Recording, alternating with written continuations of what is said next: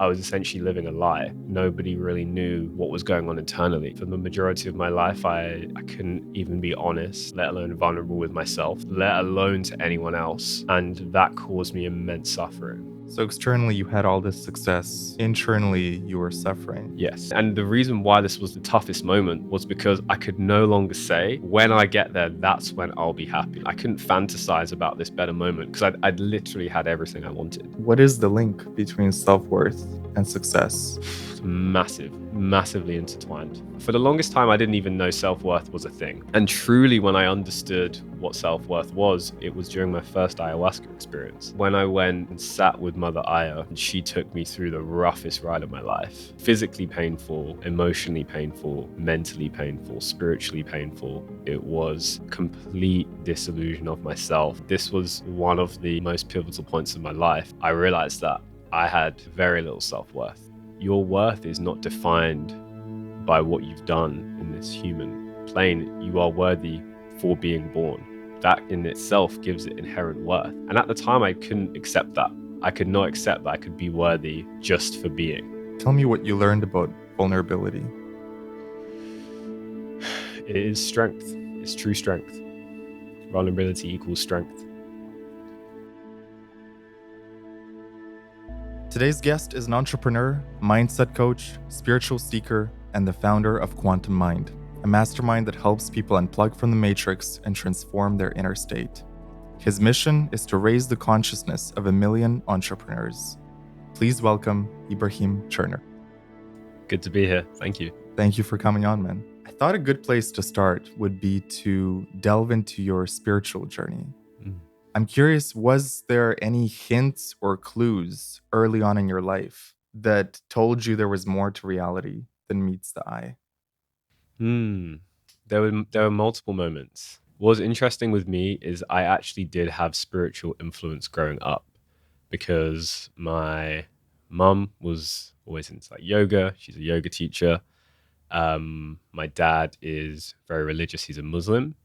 And so I would see the way in which they would live and always notice that they were living by a different set of guidelines to what it seemed like the rest of society. It seemed like they had some kind of internal guidance system that they were running by. And I always found that was interesting. But when I was probably around 8 or 9 years old, my parents gave me the option. They said, okay, would you like to be like Christian or would you like to be like Muslim? So your mom was Christian, your dad was Muslim. Yeah. Okay. And I said, okay, cool. What would a creator do in this situation? Well, a creator sees limitless opportunities. And I said, I would like to be neither. Thank you. And I just became non-religious. And they were both cool with that. I was very, very fortunate to have parents who were very understanding. They just always, they gave me independent reign on my own life, which is probably the biggest gift I think a parent can give, which I know a lot of people don't get. So I had that spiritual influence there. I remember when The Secret came out. I couldn't tell you the year, but I remember it being this huge thing. I was quite young at the time and just thinking, what a load of rubbish. I just saw these people, sitting and thinking and, everything's just going to everything's just going to come to fruition. It's all going to happen. And my mom really followed that and she was really into it. So I just moved so far away from that. So the spiritual influence was I was actually against it to start with. Yet I knew it was always part of me. So it was really interesting because it didn't come from necessarily a positive perspective. It came from the opposite. And ultimately, there are many, many moments. We can go so many places. I mean, I know you like to talk about mushrooms and things like that. That was definitely a moment which changed my life. So fast forward to 18 years old, I go to Amsterdam with some friends, and I would still define this as pre-spiritual awakening. So at that point where you said you're non-religious, Yep. Were you spiritual at all? Nope. Or Nope. more like just objective-minded, everything 3D? I was in the 3D. I knew I wanted some kind of good life. I had ambition. I was a good person, etc. I don't even like the term good person, but Not like now. I was I was just I was just going living what you would imagine a normal 18-year-old dude. I was interested in women, I was interested in going out partying, and so I went to Amsterdam with some friends. And one of my friends suggested, "Oh, why don't we try some mushrooms?" And they were actually truffles, but I remember going into a shop and they had them all laid out. And I still remember the ones I had. They were called Dolphin Delights, and It's an epic name. yeah, great, right? And it's supposed to be this like kind of happy, uplifting experience. And dude, I was so scared. I was so scared. Never taken. I don't think I'd ever taken a drug. What was your experience or what was your opinion of psychedelics at that point?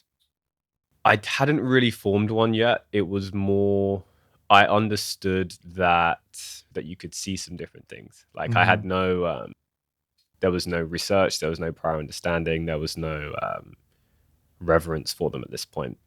And I ended up having them. I passed out instantly whilst on the toilet. So I felt like I needed to shit myself whilst passing out. I woke up, my head was like this on the toilet roll in the bathroom, and then I was in the experience. Full on tripping? Full on tripping. What it showed me was that there is clearly a different world to the one I had currently been experiencing up until this moment. I didn't know what it wasn't. It wasn't a conscious experience, but I knew, okay, there is something else because I'm in it, and that flipped the switch in my brain. And for many years after that, I would always look back to that moment of saying like, wow, I've seen things, I've felt things, I've I know there's more. And then at that point, it got parked because the problem with this, and I think the thing is with any plant medicines, is it really all comes down to the intentionality when you use them. What is the space? Who is guiding it? If you even have a guide, right? A lot of people just use them recreationally, like I did, which I really don't recommend most of the time. And so that was the first moment, and it was unconscious, right? I just fell into it. But I'm so grateful for that because even though it wasn't an ideal situation, right? It wasn't like, the Buddha had guided me from the bottom of the mountain upwards. It still opened up that gateway. Right. Yeah. It's like once you see something, you can't unsee it. Yes. And what you saw in that experience was the reality of other planes of existence. Yeah.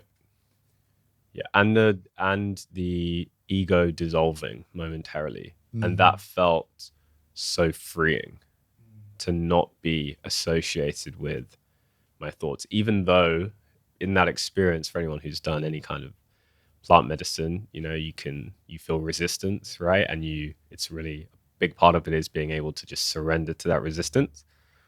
I remember that when I finally did that, that was when, I could just feel the bliss for doing nothing. And that was a key moment.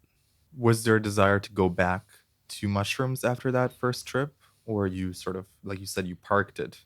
Yeah. The reason why was because I parked it because one, it was actually a really rough ride to get to like when I like passed out and etc. It was it was tough for me.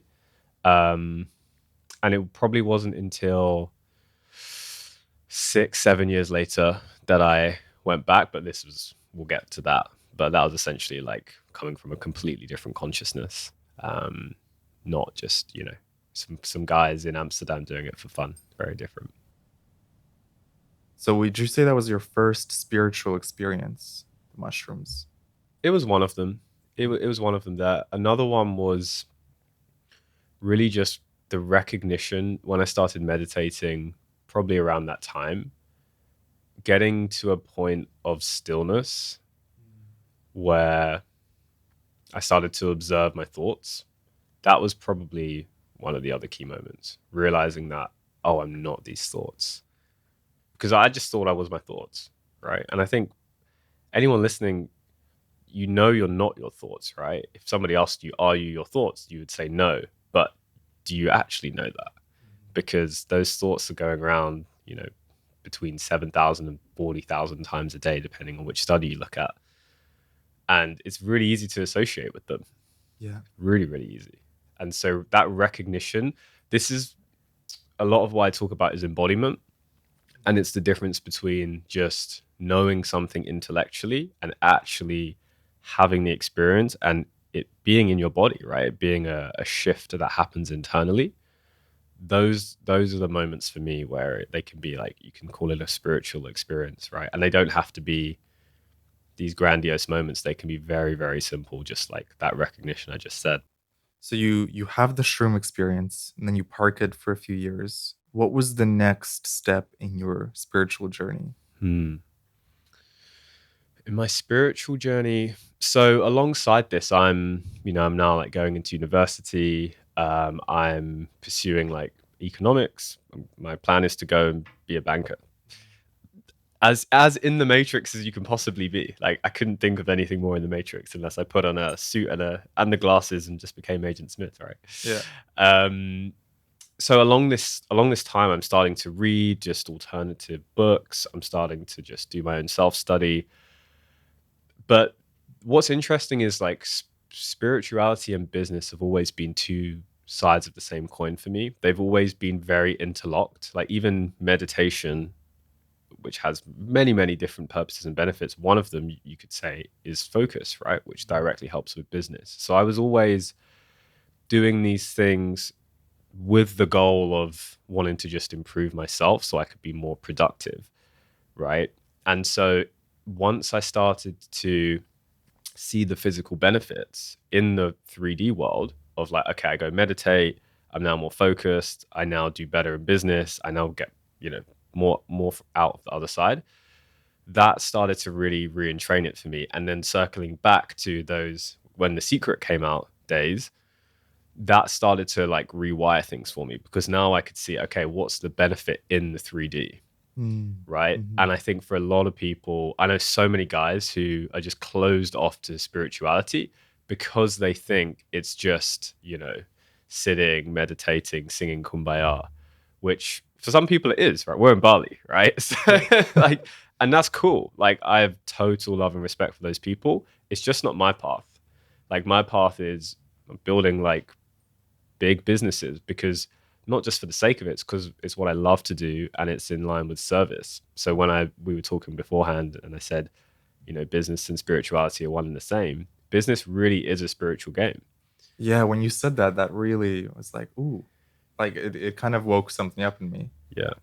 So explain that. Business is a spiritual game. Yeah. You don't see it as a money game or why isn't money a spiritual game?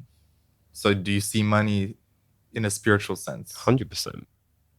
Okay, let's dive into that. Yeah. Like let's say someone is broke and they're doing financially poorly. Mm-hmm. How can they turn their situation around?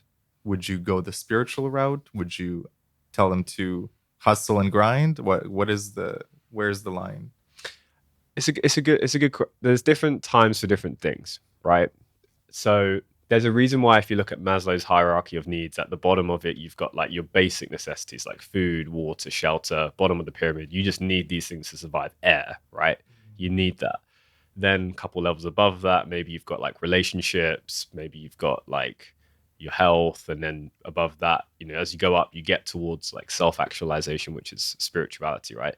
There is a reason why for a lot of people, most people don't have their spiritual awakening until 35 years old on average, right? And you could look at different numbers, but it's around that time. There's a reason for that. It's because by that time, you've usually got your basic necessities figured out. And once you've got that, right, and think about it from a spiritual perspective, all of that safety, that security, that's all very like root chakra based, right? It's that grounded, just foundation that you need. And for most people, when that's out of balance, right, that's the bottom of the pyramid. So everything else is just going to come collapsing down like a house of cards until you've got that, right? So I'm not going to go tell someone who's completely broke just to sit there and meditate and do mushrooms. They need to go out and actually like get themselves together, take responsibility from where they are, accept where they are, which to me is all spiritual, by the way, because acceptance is and surrender, is key to the spiritual journey. It's so it is going on a spiritual journey. It's just, you know, you might just kind of classify it differently, but to me, it's all one and the same because look, okay, what is the 5D, right? One of the things of being in the 5D is where everything is interconnected, right? It's oneness. Define the 5D for those listening. Yeah. So to me personally, so you've got like the 3D, you've got the 5D. 3D is very much like, you could think of it as like the Matrix, very like ego-centered, separation, material. You're kind of out for yourself. You're competing. Oh, you've got this podcast. That guy's doing a podcast behind us. Like, you need to get better numbers than that guy, right? Very, very ego-driven. Mm-hmm. Right? That's where I would probably say the majority of like consciousness is right now. And then you've got the 5D, right? Which seems like this magical, like unicorn wonderland. But to me, it's really just, it's love, right? It's oneness, it's connectedness, it's collaboration, it's coming together to essentially raise the collective consciousness, right?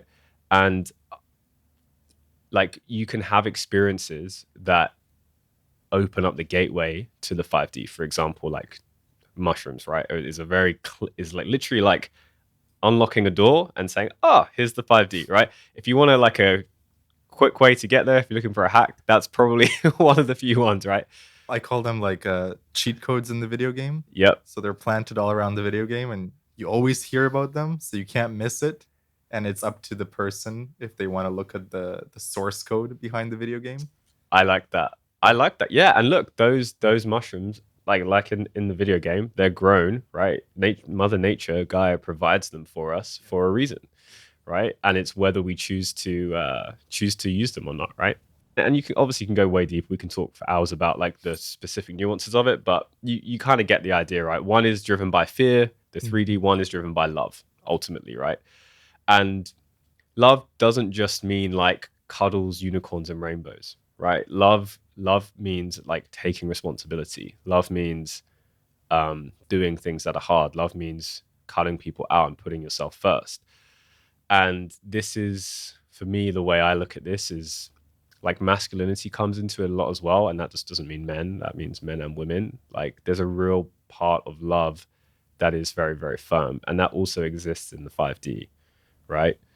How would a broke person, Yeah, if they wanted to do it in a spiritual way, yeah, and they wanted to turn their life around and their financial situation around, what is a spiritual path that they could take? To me, the ultimate spiritual path, what it comes down to, is surrender. Because if you can surrender to the moment, truly surrender, and just what does that mean? It basically just means being okay where you are. To me, on a written basic terms, it means just whatever is, there's a hurricane going on behind us and you're still okay. That's the deepest level of surrender. Because my secret is when people ask like, oh, like, how do you do this? How do you do that? I'm just like, I just don't mind what happens. You do have a very detached energy, but in a good way, of like, I can see that nothing really bothers you or nothing really perturbs you. So things bother me. Don't get me wrong. There's plenty of things that get under my skin, right? All the Matrix stuff that infuriates me. The thing is, I used to define myself as, oh, I'm not an angry guy. That's just not me. That is a lack of acceptance and surrender. Because here's the thing, right? I used to view anger as bad, or view being frustrated as bad, quote unquote. But why is that frequency any worse than love? Who am I to judge it, right? God, whoever you believe in, the creator of the universe, gave us this orchestra of different frequencies and emotions we can feel inside of us and play with. When we go to you go to an orchestra, right? And you go, oh, how was it? How was the orchestra? And you go, oh, it was so sad. I just cried the whole way through. It was beautiful. Yeah. I'm like, you're going to cry and feel sad. Surely that's not a good thing. No, it was beautiful though. And you're convincing me, right? So inherently, we actually want to feel everything, because without the love, without the bliss, without the joy, without the gratitude, then, Like we need both sides, For right? sure. We For need sure. we need the apathy, the fear, the grief. We need to be able to feel that because we work in that dualistic way. It's how our minds were built.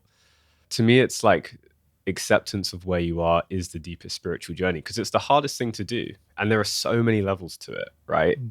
You the more you go on the spiritual journey, um, it's easy to bypass, right? It's easy to, and I went through a period of that when I was like, last year, anyone who knows me was the year I became a woman.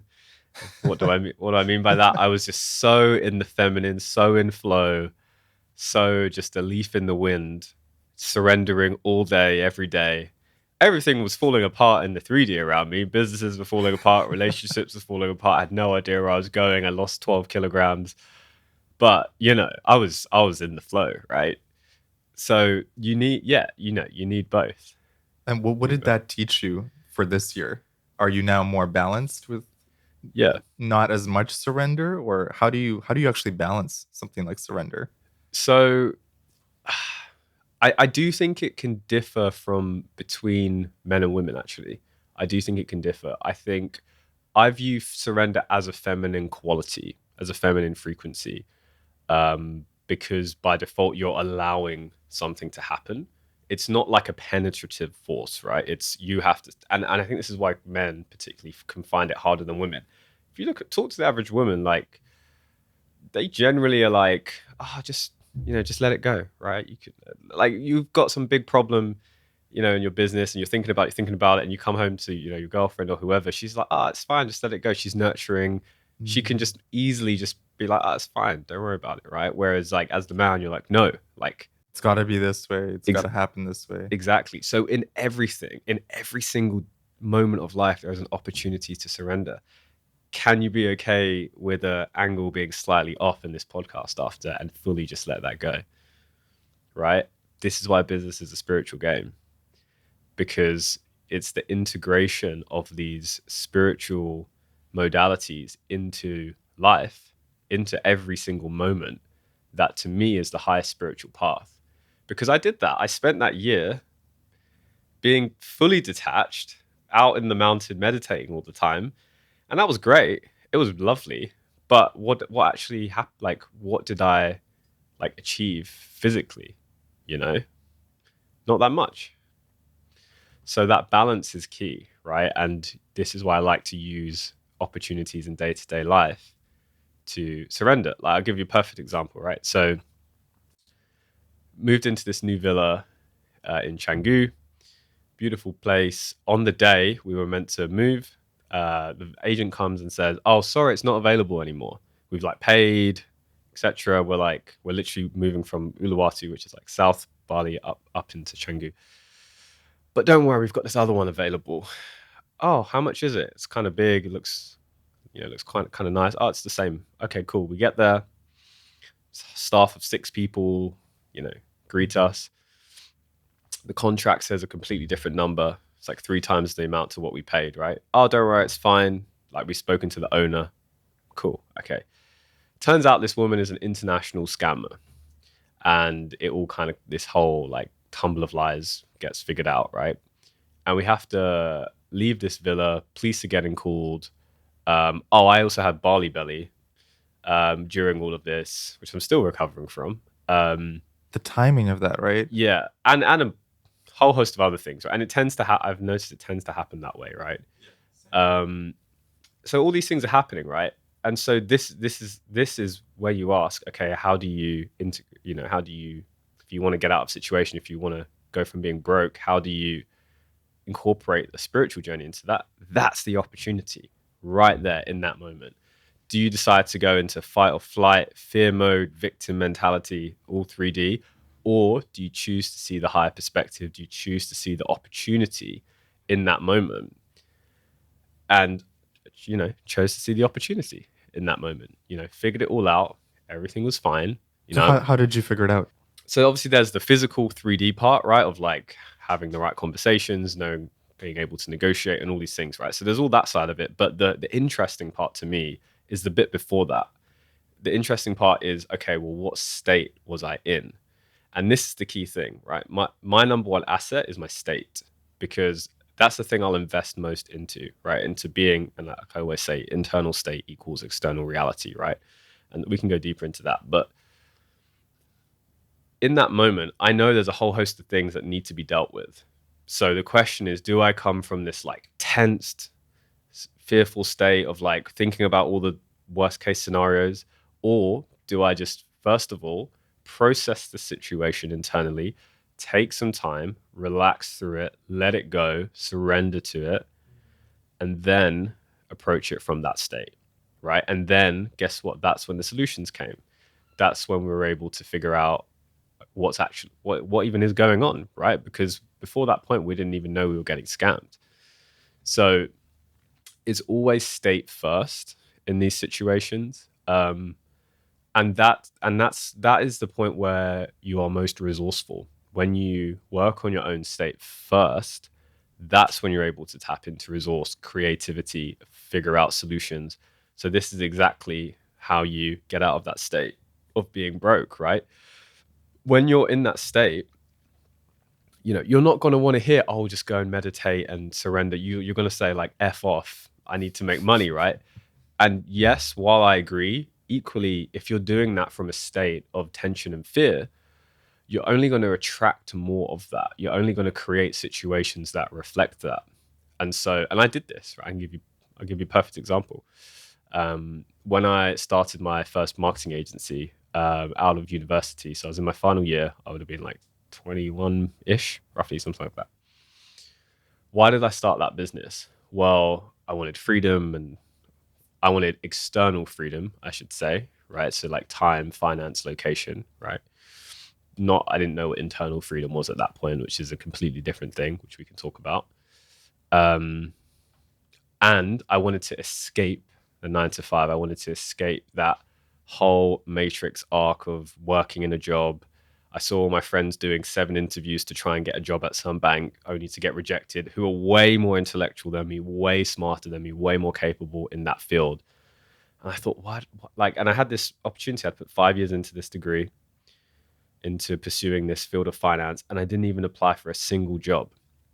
And like my friends were like, "What are you doing? That's correct. You've just invested all of this energy and money. Like it's a ton of money. It's a ton of money, right?" Is it because you knew that you were going to be an entrepreneur at that point? It's because I knew I didn't want to go down that path. Okay. And so here's the thing, and a lot of people do that, right? A lot of people go into entrepreneurship because they just don't want to go in the 9 to 5. Like that's the matrix, right? Forget that. And I think most people, that's what they want. But here's the thing, that's still fear. It's still it's still separation, it's still resistance, right? And so I brought that fear-based energy into my business unconsciously. And so guess what? That doesn't go until it's processed. It doesn't go until it's let go of. And so, well, then what happened is as I would build my business, I would get more clients. I remember this was a couple of years ago, like built this agency, was, did the multiple 6-figure agency, like what everyone online seems to want, right? And I remember being in Greece and I was sitting on top of my Airbnb, 3 bedrooms, locked down, no one was there, like you were talking about Bali. Beautiful, right? Glass of wine, watching the sunset, just the most beautiful moment. And internally, I was riddled with fear and anxiety that everything was just going to fall apart, right? I was just in this fear state constantly, and I couldn't really figure out why I was so scared. Where do you think that was coming from? It was coming from the fact that I brought this fear energy into the business. I hadn't, this is the thing, like the external was say here, but my identity in my internal world was here. I hadn't done the inner work to match it to where I was externally. And so that the internal world will always win. It will always find a way to self-sabotage, to find a way to bring it back down to where you think you should be, right? Because reality is essentially a reflection of your thoughts and feelings, right? Your internal state, essentially. It just sometimes takes a little while to catch up, right? So externally, you had all this success. You were sitting at the rooftop of this Airbnb, beautiful view. Internally, you were suffering. Yes. And also fearful. fearful. And the reason why this was one of the like the toughest moments was because I could no longer say, when I get there, that's when I'll be happy. I couldn't fantasize about this better moment because I'd literally had everything I wanted externally. All the things The money, the yeah, penthouse. yeah, all of that. Yeah. I had it. I was living that reality. And what was funny is I was on the way here this morning, and I was on my scooter, beautiful sunny day, on the way to come and do this podcast. And I was just like, I just had this little moment to myself where I just had a little smile because I was like, oh yeah, this is exactly the reality that I'd been like creating internally for like the last couple months, and here we are. Huh. Like exactly it, right? And it's beautiful to have those moments because it's just always good confirmation, right? There's always a little bit of a delay, right? There's always a delay. So it's interesting when you finally reach that 3D point and you're like, oh yeah, this is what I was intending 3 months ago, 2 months ago. Yep. And I like to put everything into equations. So my equation for creation is having a clear intention, right? So just this is what I want to happen, like physically, like I'm, thinking this in my mind, plus aligned action. This is where it differs from The Secret. It takes action. Yep. It takes action. It takes action. Aligned action. Minus attachment. And this was the bit I figured out afterwards. It's minus attachment. You have to take away the attachment to the outcome. That is the secret to having any reality you want. Because what happens is when you have the attachment on it, right? Like I did with this business. This is the perfect example, actually. I didn't even realize this, right? I had this vision of wanting this business, who that made me in society, and the life I could live and what I could provide, etc. But I was so attached to needing that to happen that it was always creating a gap between me and that thing. And I momentarily had it. And in this moment in time, I had it. But here's the thing.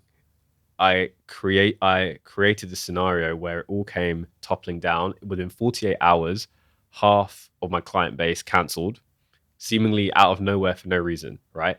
And the funniest thing is I was smiling inside. I was laughing. The only thing I could do was laugh. Like worst case scenario in my mind had just happened, and all I could do was laugh because I was like, oh yeah, I created this. Yeah, I heard you talk about how, like, in the few days leading up to that, you were actually scared that you were going to lose your clients. Yep. And then only took a few days and the exact manifestation happened. Exactly. Yeah. So we're always manifesting stuff, right? Every single moment. But no one wants to pay attention to the things we're manifesting that we don't want. Yeah. Yeah. And so this is why when we talk about like manifestation and spirituality, it's all beautiful stuff and the intention's beautiful, but it requires releasing of all programming, all like held traumas first, because otherwise you're just manifesting shit you don't want. And so that's why it takes that inner work. And that's why I don't, even like in my mastermind, like I don't even share a lot of those like techniques and things yet, because I want to make sure we've like cleaned everything out first, right? So then you can manifest from a purer state, because otherwise you're manifesting with distortions, right? Manifesting based on ego. And, you can do that, but it's clearing those blocks, right? Clearing, exactly. Doing the inner work. Yeah. It's easier to just like let go of the rubber band, right? You always hear that rubber band or slingshot analogy. It's so much easier just to like let it go and just you get the slingshot effect forward. So I'll circle back to the clearing the blocks. Sure. I'd love to jump into your story going from 3D to 5D, going from, losing all your clients to going on this spiritual journey. Because we talked a little bit about it last week and I found it so fascinating. Would you do the honor of telling us the story of, this whole journey that you went on? Yeah. God. So what's interesting I've noticed with any spiritual journey is it's so non-linear, right?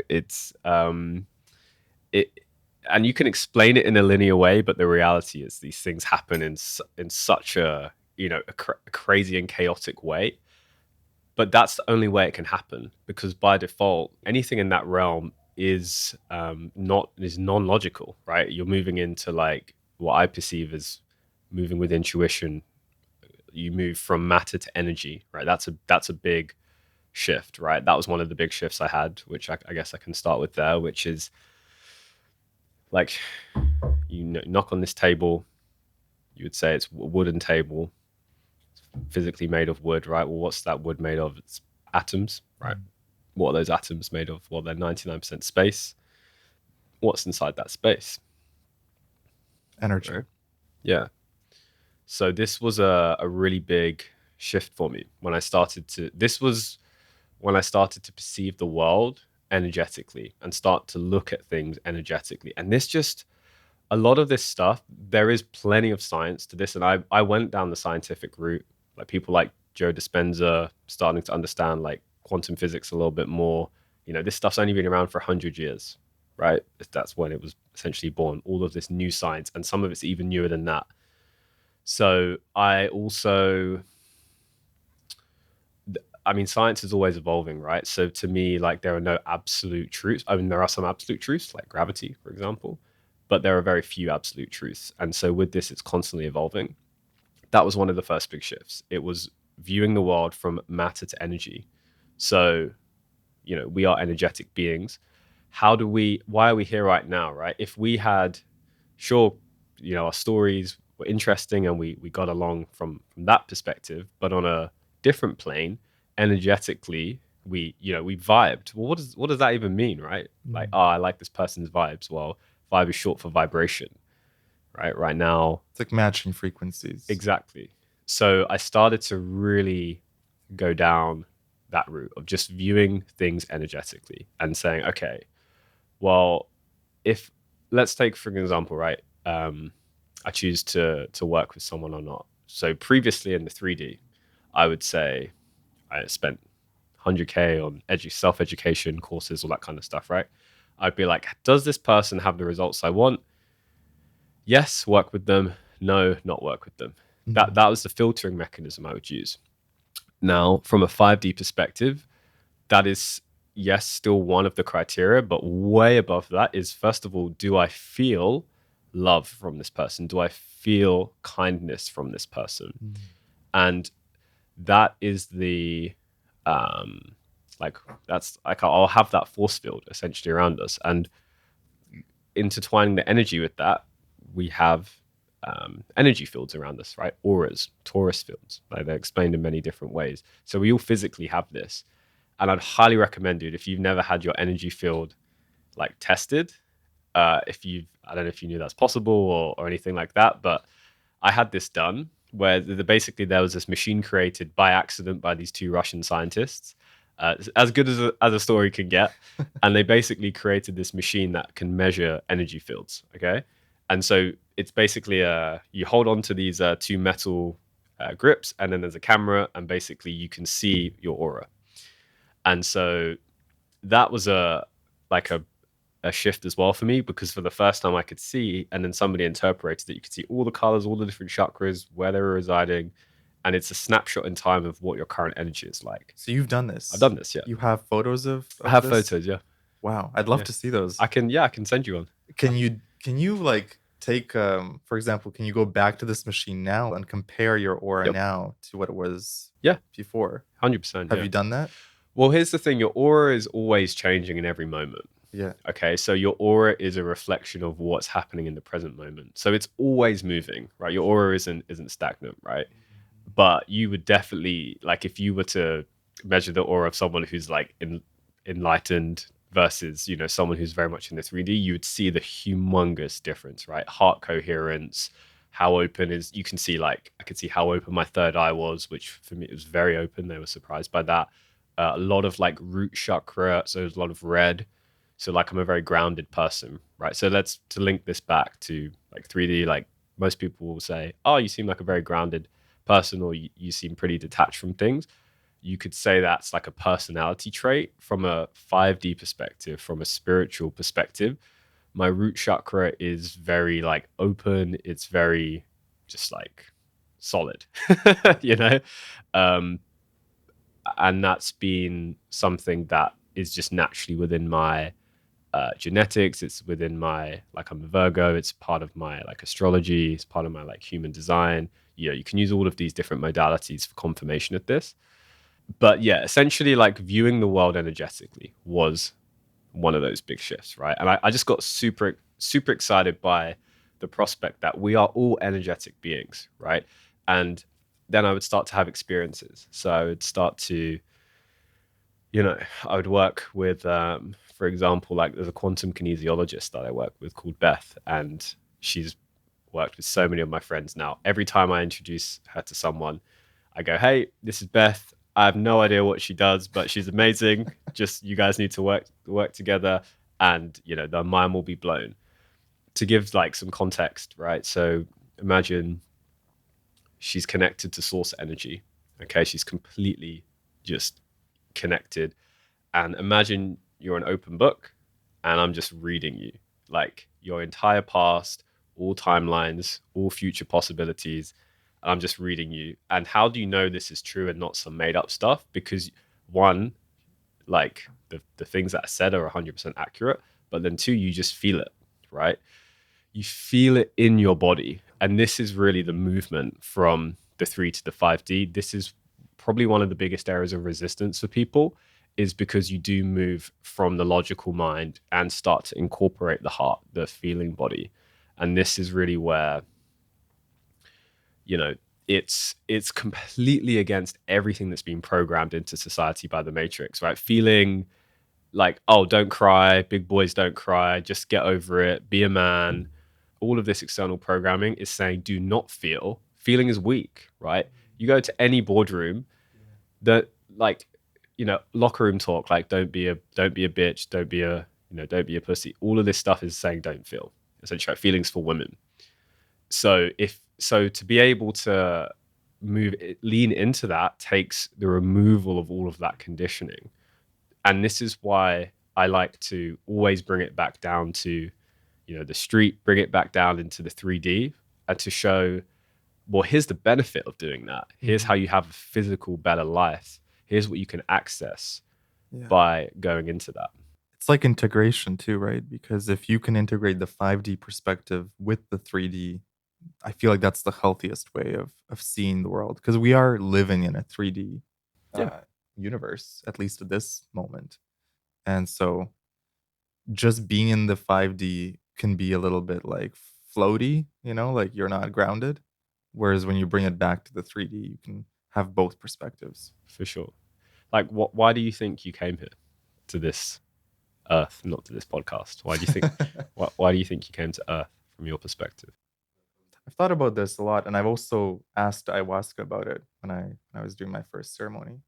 So I think purpose-wise, I came here to uh, raise the consciousness of humanity, and also uh, introduce plant medicine to more people. And that's a big part of my mission. Mm-hmm.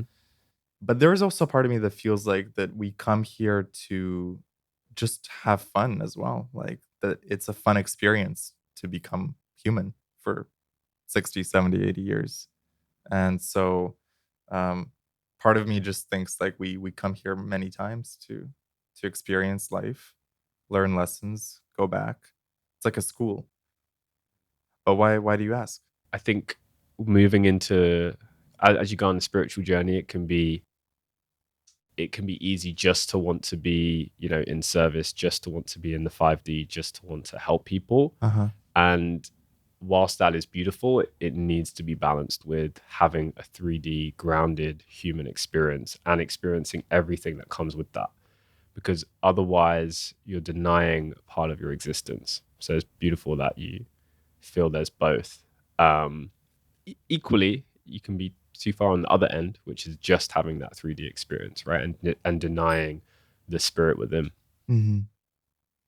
And so let me take you back to you're in Greece. Was that like one of the toughest times for you in life? Yeah, it was. It was definitely one of the toughest times. There were other times as well where I was like struggle financially. Like, that was a big part of my journey as well. I think it's for a lot of guys.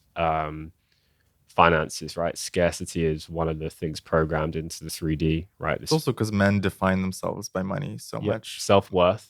Mm, We can talk about self-worth as well, because yeah. it's hugely tied to money typically. What is the link between self-worth and success and self-worth and money? It's massively intertwined.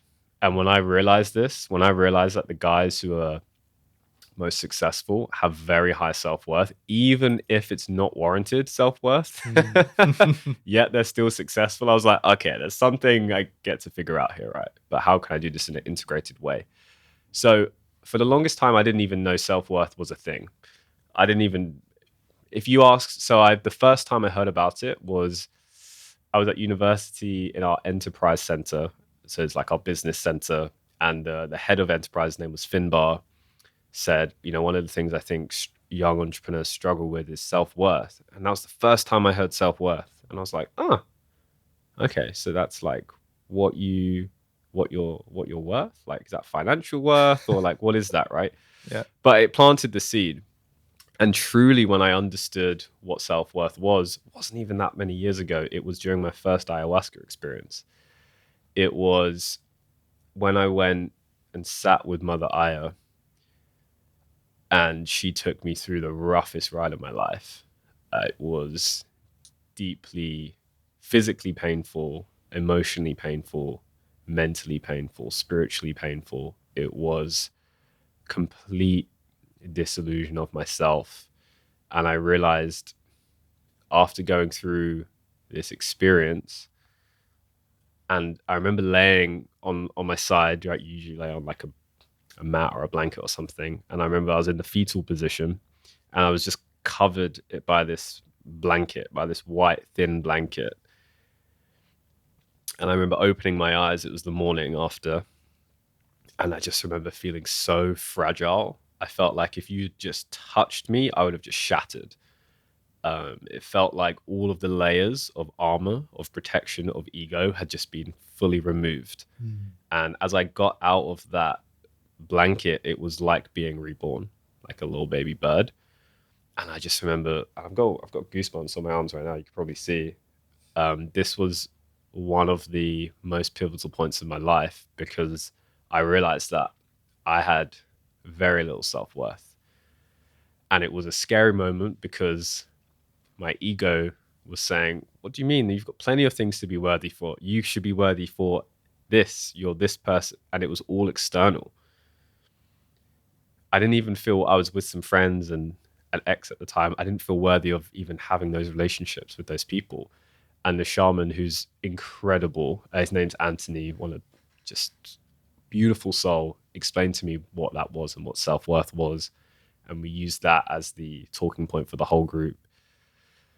And that was where the healing journey began of self-worth, of realizing that what he said to me was that your worth is not defined by what you've done in this human plane. You are worthy for being born.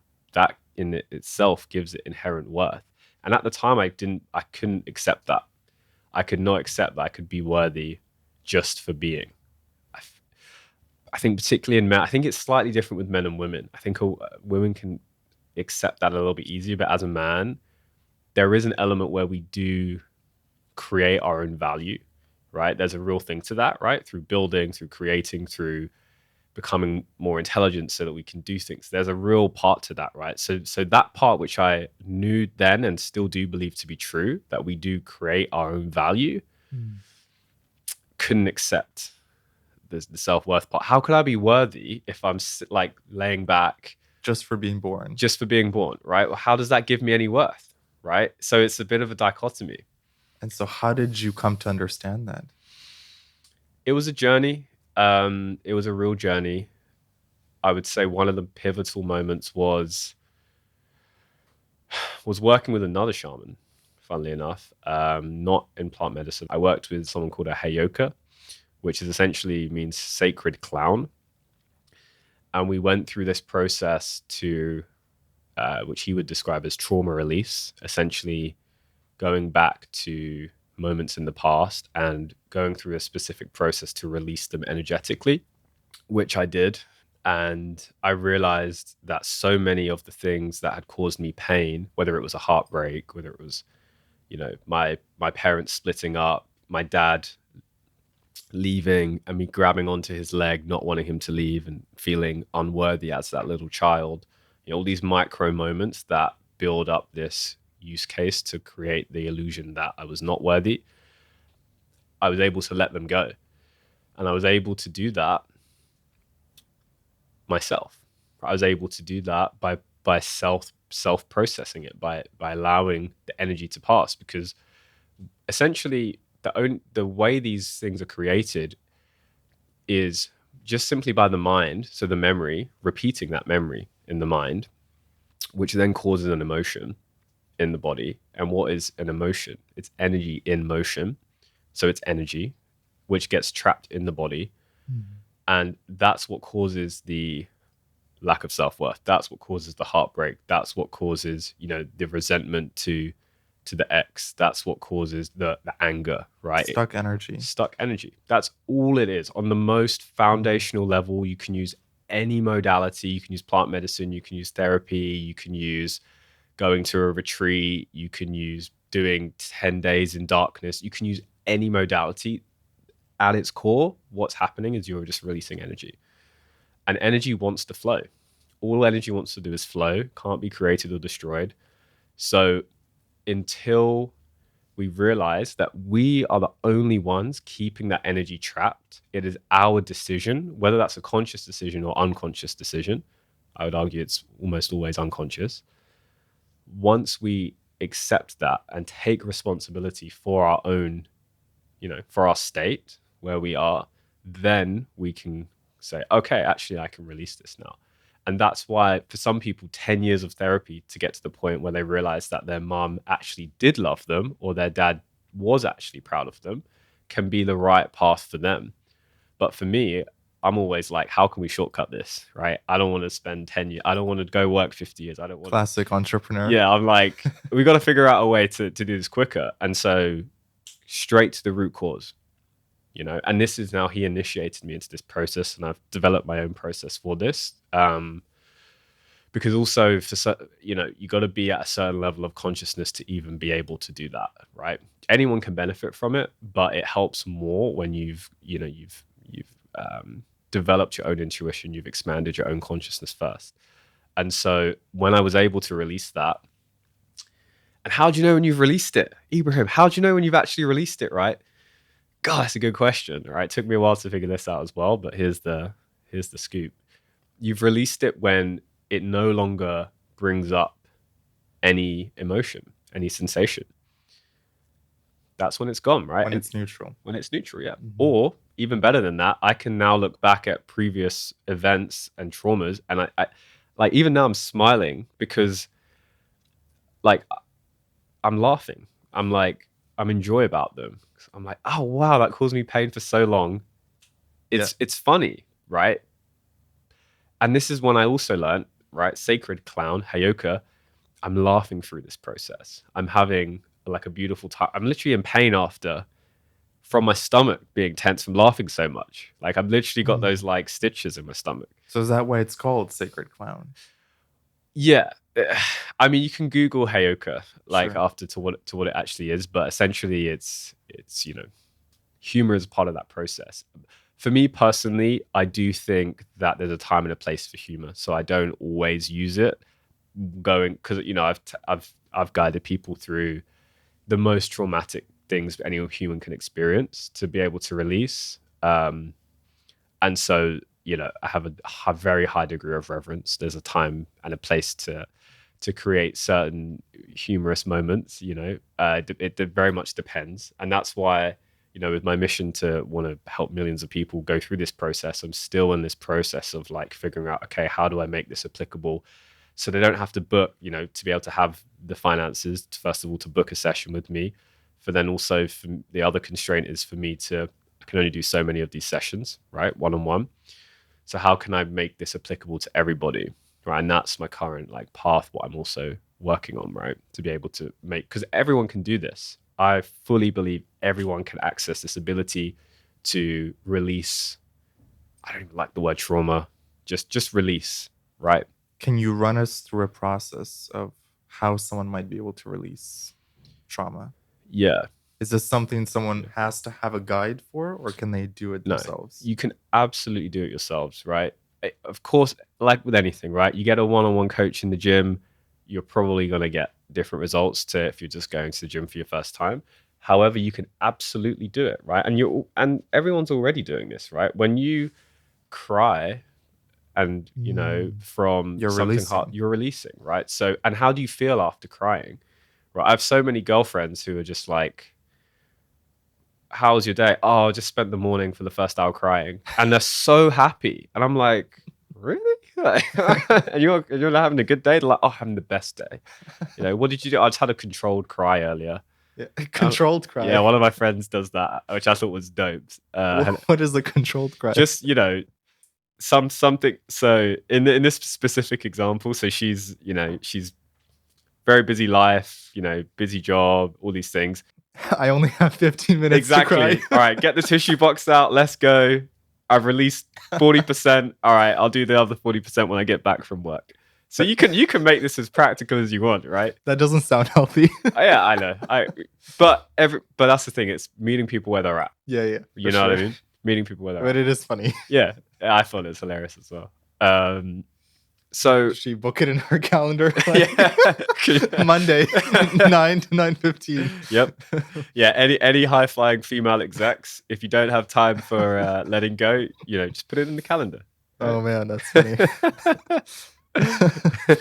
So yeah, run me through a process that maybe the listeners can go through if they're feeling stuck energy or trauma that keeps coming up for them. Yeah. So that's the place to start, right? It's what is coming up, right? That's the place to start, because if you're just curious, that's not a good enough reason, in my experience, right? Curiosity is great and it's good, and I'm a very curious person, but there needs to be a real there needs to be an emotional charge attached to the reason you're doing something. There needs to be a clear intention and purpose, because that's what you're actually going to get out of it. If you're just kind of curious, showing up to something, well, guess what? The results you get are going to be just all right. They're going to be okay, right? So and this is why acceptance is so key, because you got to first of all accept where you are and be like, okay, I'm heartbroken right now, right? And sometimes you can just be lying to yourself, right? I've been in that situation and be like, oh yeah, I've experienced heartbreak a couple times. I'm fine. How you doing? Yeah, I'm good. Just like using this energy for positivity whilst denying that, right? So like heartbreak is a typical grief. Yeah, well, grief. Right? Not allowing oneself to grieve. Yeah. Or if you've experienced any physical trauma, that can be something that gets really trapped, right? Whether that's when you're younger, these things that you typically really notice yourself pushing down. What's the thing that you find yourself just running away from? And here's the thing: when this event happened originally, let's say it was 5 years ago, 10 years ago, 20 years ago, it was stored in the body. So that event, when that happened, let's just use. If you can use a personal example. Yeah, I'll use a personal example. So I'll use the example of my parents, split up like 7 times when I was growing up, and to me it was like not weird at all. It was just kind of it was my reality, right? So 7 times that it felt normal to you. It felt like normal, but not easy, right? So one of the times I remember my dad leaving, he didn't want to leave us. Like, my dad loved my sister and I so deeply, but because of my parents' situation, like, he was leaving, right? They just couldn't do it anymore. And as he was leaving, I was standing in the hallway of my house, and he walked out of the door with his stuff, and I just remember leaving my mum's side, running up to him and grabbing his leg. Okay. Because you didn't want him to leave. I didn't want him to leave, right? Yeah. And he actually turned around and stayed. And that was all I wanted, right? And I remember being so like happy is not even the right word. It was just like, oh, okay, like it was like survival. It felt like a survival mechanism. Like, oh, okay, like I've got my protector here, you know? Relief, probably, as Yeah. well. But from that moment, it was always, I always then felt like, something's off. And I didn't know it was like not, not feeling love, like not feeling worthy at that time. I was just a young kid, right? But I always felt a little bit different after that. So that's an example where, you would say there is like some self-worth to be released, that quote unquote trauma. But it doesn't even matter how it's labeled, because again, just going straight down to the root cause, it's energy, right? It's the emotion that is trapped in the body. So let's say, right, in that exact same scenario, dad was leaving, I ran out, grabbed his leg, he then stayed. But I didn't choose to attach any meaning to that. I was like, oh, my dad's staying now. Let's just say that switch was missing in my brain. No trauma created. No stuck energy. Because it's just an event happening. Yeah. And this is the thing. This is like moving from 3D to 5D. Part of that movement is going from, how I always say, like victim to creator. Okay. There is no bad event. There is nothing from a higher perspective. It just is. Right? It's the meaning and perception that we give that event. And only we give it that meaning, consciously or unconsciously. And so in that second scenario where he then stays and I go, oh, cool, dad's staying, and I just move on with my day, right? What happens when you step on your dog's foot? It screeches, it will bark, it will shiver for a moment, it will shake, and 5 seconds later, he's licking your foot again. He's happy, right? Because he's processed it, that he's in the moment. And that's innately like what we can do. We can all do that. And this is why I talk about using life's provocations, situations as opportunities in the moment. I think that's the most powerful, right? So that's how you can start processing right now. And so this event with your dad, were you able to process that with the shaman or by yourself later on in life? It happened in spurts because I didn't have a robust system like I have now to for processing. So part of it also happened during a second plant medicine ceremony where I was working with peyote. I don't know if so it's like a father medicine, very different to ayahuasca. And I really connected with my dad during that. And I realized how much unconscious resentment I had towards him because he wasn't around like I wanted him to be, because he said no to things, because he was always stern and strict, because, name the story. And then in that ceremony, I realized that he's a 60-year-old man who came to the UK at 9 years old from Africa, where they were living an amazing life, and had to come here basically at gunpoint with the opportunity to start a new life from scratch with nothing. So he went from living this amazing life to not poverty, but like on that line. So all he knew was hard work. And why did he want to work hard? To provide for the family. So all of that time he was sacrificing for me. And I never really even felt the true gratitude for that. I only saw myself through the victim lens. Is what it came down to, of like, oh, why I wish she was around more, etc. And to be fair, as a kid, we don't have that awareness, the higher awareness of our parents they're doing their best. Yeah. And they have their own traumas that they might not have healed.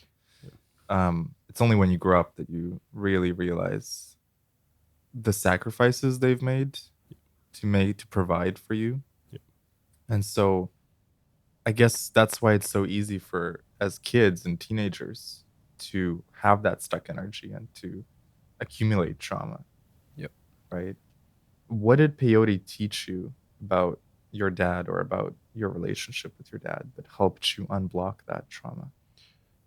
It helped me realize that he's a human being. He's not a superhero, Mm.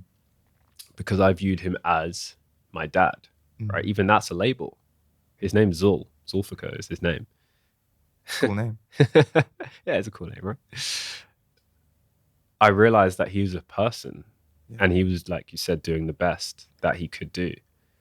And that fundamentally changed my relationship with him, because now I could view him in that way, not just as my dad, right? Mm. Which has a whole host of attachments and connotations and responsibilities around it. I could also view him as a person, right?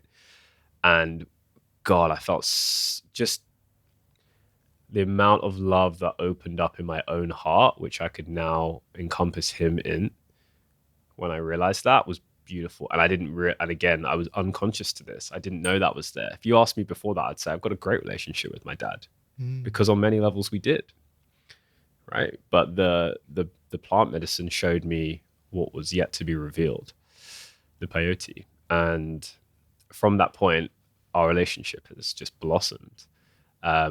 Not because I told him about that experience. I think he wouldn't even have a clue. Even if I explained it to him in this depth, he wouldn't have a clue what that meant. But just from my side, the trauma being healed, it healed our relationship. And now we have these like beautiful, in-depth, 4 hour long calls. You know, I used to have so much resistance to his religion, following Islam. I'm spiritual, you're religious, we have different views. And now, just again, it's all the same. Like, the essence is, yes, there are many parts of it I don't agree with, but at its essence, from a higher perspective, it's all pointing towards the same thing. So yeah, it completely healed and transformed our relationship. Wow. Yeah, it sounds like peyote is a powerful medicine. Yeah. I haven't done it. I've done ayahuasca, I've done mushrooms, a couple other things. What was the lessons you learned from ayahuasca? Oh man, how long we got? I would say the biggest one was around self-worth, like we talked about. I think Yeah. that was the core. I've had a few experiences with Aya. Um, I realized that as well. We can also have all of the intentions we want. We can have all of the goals we want. Mm. And ultimately, if the universe has another plan, that's what will happen. Do you believe in destiny? Someone asked me this a few days ago, actually, and no, I'd never thought about it before. My instant response was like I don't know if I want to. Resistance. Yeah, it was resistance, right? It was is everything. I view it as like, I think it's kind of predetermined in a way, with Mm. destiny. Like, it was destiny that I would meet this person, and I the honest answer is I don't know. What I would say is I do believe there are probabilities for things. So I do believe that there are parallel universes. I do believe that um, there are multiple timelines and everything happens simultaneously. And it is a decision in this current incarnation that determines whether we move on to this timeline or that timeline. Mm. So from a very high perspective, I guess I would say yes, I do believe in destiny, because ultimately, like, we're playing out all of these different versions of this game, and it will move towards the same thing. However, in this specific 3D incarnation, I think that there are many, many ways it could go, in terms of destiny, right? It could be one of infinite opportunities, and it's the decision that we choose to make in this hologram, in this game, that determines it. I like that you said hologram. Do you think the true nature of reality is it a dream, a hologram, a simulation? Mm. Have you thought about this? I've pontificated, Pontificated. meaning I don't have a solid stance on it yet. I think the beauty of choosing to pursue a spiritual path is that basically get to spend this whole life figuring it out, right? Which to me is the funnest thing. Like, the games I used to play, like a game I used to be obsessed with was called RuneScape, which is basically this like this game with like unlimited levels where you could just continue playing it forever and never reach an end. I love that. For certain people, they would hate that. They need to know, like, once I get to level 100, it's completed and I put the game down. But for me, I just want to keep playing the game. Yeah. And it's that constant pursuit of that process and journey that keeps me excited. Legend has it Ebrahim is still playing RuneScape. Level 135 out of 138, so I've still got some levels to go. I actually logged back into that game a few years ago, and God, I just couldn't play it anymore. I like really wanted to for the nostalgia. You outgrow things. Yeah, and I was just like, this video game is way more fun. This one we're playing right now is way better, you know. Yeah, it's so true. Like I used to love watching movies, but it's hard for me to watch movies now because this is the ultimate movie. The characters around me, the storyline I'm going on, that matters to me much more now than watching something made up, on the screen. Have you watched The Truman Show? I love that movie. It's one of my favorites. Yeah. It's brilliant. So Jim Carrey is one of my there are very few people in the world that I quote unquote look up to. He is one of the very, very few. I always loved him as a child. Just because I just felt like he just didn't give a fuck. He would just have this ridiculous humor. And it was just because he wanted to like give people some relief. He just wanted to like allow people to just laugh, right? And he didn't mind making a fool out of himself. He didn't mind playing the jester. And now, he's let's say got to the highest points of success in Hollywood. He's seen, the things that are going on in the New World Order and all of these things, right? He's seen it firsthand, and he speaks out about it vocally at the risk of his own life. Realistically, like that's how serious it goes, right? People get deleted. It happens, right? It's an accident on the news, but it happens, and that's part of the reality we live in. Yet he still speaks out about it and does it with humor, and I think that's what gives him his edge, because he's doing it in a humorous way. People can still basically you choose to read between the lines, right? You choose to see what he's actually saying, and that's why I asked you if you'd seen The Truman Show, because he's essentially doing that in that movie. That movie is powerful. Yeah. It probably has some deep parallels to this reality. Oh, it does. Yeah, it does. It does, absolutely. Like sometimes I feel like I'm living in that. In what way? In the sense that, so in this, to give context for people, like in this movie, basically Jim Carrey is living on kind of like an island, but just imagine like a suburban kind of typical like American, white picket fence, has his job selling insurance, goes to work every day, sees the same kinds of people, has his loving wife who wants a child, and he's living in this reality that is completely orchestrated. He's actually living on a movie set where every single person around him is fucking pretending, right? He's part of this show, and everything is for sale in this world. Like everything's an advertisement. Everything is just being pulled by the puppet masters above, and he has no idea he's in it, right? Until he starts realizing. And it's just like The Matrix, right? So I love that movie as well, right? It's basically the same. It's just in a humorous way. How do you feel? Define The Matrix in terms of this reality, and what is Matrix programming, and how do these programs run us? So I would say a Matrix program, first of all, is just in a simple way, right? It's just like it's basically your mind, a false belief in your mind that keeps you enslaved within the 3D, right? So let's break that down. False belief, first of all, right? So belief, i.e. that may not be real, in your mind, which your mind is not you. Your mind is something separate that keeps you enslaved. What does that mean? Like trapped essentially in the 3D, right?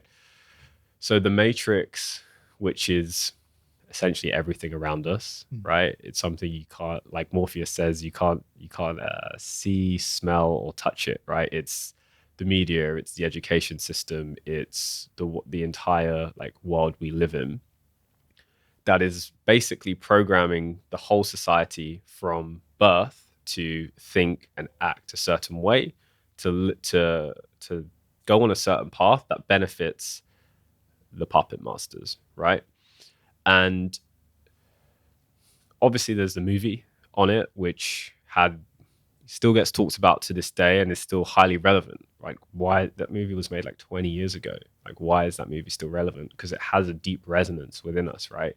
On some level, we realize that we're being we're being used for something else. And the degree of how sinister that goes depends on how much research you've done yourself. I do believe it's very sinister, and from my own research. And I would say, just to connect that with the 5D, part of my own journey was, as I went on this spiritual journey, and it was love and it was light and it was so beautiful, right? I didn't want to acknowledge that, because why would I want to give attention to something so sinister? Because once you go down that rabbit hole and you start to then, if you suddenly, like, things collapse real quick when you start to realize that, well, in that case, that means this is affecting like the highest people in government. It's affecting, the people you look up to, most people in like celebrity, education systems, media systems. You realize you basically just follow the money, and you realize that the whole world is orchestrated by literally a couple of people, which is crazy. And you can just follow it. You can do your own research, just follow the money always whenever you're doing your research. It's dark. Frankly, it's very, very dark. And so this is why I don't, even though I have very strong beliefs about this, I don't push this too hard, because I don't think a lot of people are ready to actually even acknowledge it. Like, I've had many conversations with people where I'm like, this thing, that thing, this was fake, this didn't happen, this is the real agenda here. Look at the last couple of years, climate change, all these things, right? But the thing is to believe that, then your whole freaking paradigm of the world has to get broken, right? And that's just too much for a lot of people to accept. And so I intentionally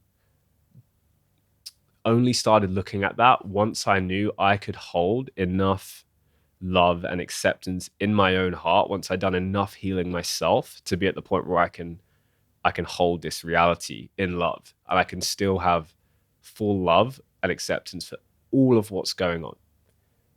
Child sex trafficking, right? Things going on with jabs, right? All of these different things. To be able to acknowledge that that exists requires such a high level of love for self and the world, to not go into a deep, dark hole of depression and apathy and think, well, what's the point? So I choose to educate myself. I choose to have this knowledge so I'm not ignorant, so I can acknowledge what's really going on, and at the same time hold space for other people going through that. Equally, I don't talk too much about it, because I just don't think people are ready to even accept that. And also, everyone thinks you're a crazy conspiracy theorist, which is fun in itself, but that's a whole nother story. How do you balance that perspective of, on the one hand, from the 5D perspective, everything is perfect, everything is love, everything is light, and then this other perspective of, well, actually, if you look deeper into some of this stuff, it's quite dark and quite scary. I'm so glad you asked that, because there is no other hand, right? There's no like one side and the other, right? So the mind works on dualism, yet it's all the same. All of that darkness by default is, from a 5D perspective, is part of love, right? So there is no balance. From the highest perspective, there isn't. Now there's the human game where you're like, how can this exist? That's a different thing to deal with. That's where it comes down to my perspective being able to accept what is, process, and then choose, okay, well, where do I go from here? And that's where that's a different human game. But there is no dualism between these two things. From the highest perspective, it's all one. One thing I've noticed in some of my friends is they get pulled into these rabbit holes and it becomes their whole life. Yep. which I think is unhealthy as well, in that they're constantly talking about all these scary things that are happening, um, but they lose sight of their own mission, and they lose sight of the good in life, maybe. So have you seen that in your friends, or have you experienced that, where there needs to be a healthy balance between knowing the truth but also not getting dragged into that energy, because Yeah. then you're of no help to anyone. I think we all have a very unique life path, right? And I guess destiny can come into that as well. I don't think there's one right way to do it. I think for some people, going really deep down that rabbit hole is maybe their calling in this life, right? And to be that seemingly crazy obsessed person resonates with a certain number of souls in this reality, right? And so that's that. In one way, you could say they are fulfilling their dharma, right? They're fulfilling their message, The right? issue is not that they're going deep into it, but that Consumed by it, or there's no like actions that they can really right, take to right, right, solve right. all these big scary I get what you're problems. saying. And so when I look at that, I'm like, yes, you know a lot and you're going on these forums and you're teaching all your friends about it, but you're not changing it, and you have no power to change it, some of these things. So that dilemma of this thing is happening that's evil, yes, and like, what can you do about it other than hold a sign somewhere, which doesn't really work. So Held it for long enough, maybe some. I have friends who hold signs Oh, like really? that, and I've never seen anything good or real change come out of it, other than their own ego gets a little bit stroked because, well, we went out and we held these signs. So, okay, let's use that example, right? Because holding a sign, going out, maybe some kind of little protest, like whatever, right? From a higher perspective, to me, anything that is coming from resistance is just perpetuating the issue. Anytime there's a protest, right? The guys above are laughing because while people are, even if it's a quote unquote peaceful protest, you're still protesting, right? It's still resistance. When you're in resistance, things don't get solved, right? That's not when issues get fixed, and they know this. This is why every freaking war has been orchestrated. This is why when the scamdemic ended, and now there's a war in in Ukraine. It's weird how that just kind of ended, and then next day the war started, right? According to the media, it's really strange how that happened. Like, oh, that just went away. Now there's a war. Let's just focus on that. Oh, actually, no. Now let's focus on climate change. Can't call it global warming because, well, it's warming, so we need to call it change, right? Like, it's all orchestrated, and you can argue that with me until the clouds go home. I'm not going to argue. I'm just going to say you got to realize ultimately someone's making up a story, and you're choosing to listen to that story, right? So this is why I always say, like, don't listen to what I say, do your own research and then come to your own conclusion. So when you say about friends holding signs, you know, I've never been a sign holding kind of person. I've never even for things I agree with, I never protested once against this whole thing. There was a lot of it going on around me. I've walked through protests. But when I saw what was actually happening on the streets, when I saw women getting beaten, this is in the UK, getting beaten down by police officers with batons, I'm like, how is this solving anything? You know, like the people we support, quote unquote, trust are basically no different from the mafia in that scenario, right? They're just beating down women. That's not solving anything. So the only way to make change is to first take responsibility for yourself. And it's typically people who don't have their own house in order who want to give the most advice, who want to say the most, right? If you want advice from someone, go to someone who has none of their shit figured out and they'll talk to you all day long. But if you want to get advice from someone who has got their shit figured out, it's probably going to take you a few weeks to get a meeting with them, right? And there's a reason for that. So The reason being that they're too busy yeah. living their own life. Yeah. Like anything valuable is hard to attain. Yeah. Like, sorry, but that's the truth. Right? It takes work. It takes, going on, traveling around the world sometimes. It takes really putting yourself out there, like going deep and figuring this stuff out. It's not anything worth having isn't easy by default. Otherwise, it's not valuable, right? Yeah. Like this ring isn't valuable. Okay, it's gold, but it's not. It's only valuable because it's hard to attain, and because we then decide to put value on that, right? If it was, if it was this glass, this is easy to attain, so it's not valuable, right? Or the perception we give it, at least. So it's the way I look at it is you can put your attention into different buckets, right? You can put it into what's wrong, you can put it into action, you can put it into yourself. You decide where you put your energy and attention, right? You only have a limited amount of it. So for me, in that example of the person holding the sign, it's into what's wrong. Okay, well, then that's just perpetuating more of what is. That kind of energy, unfortunately, only attracts more of that, right? Whereas when you actually decide to, okay, acknowledge that and then take action in your own life, even just by healing yourself, that's probably the biggest difference you can make at that point of time. Which,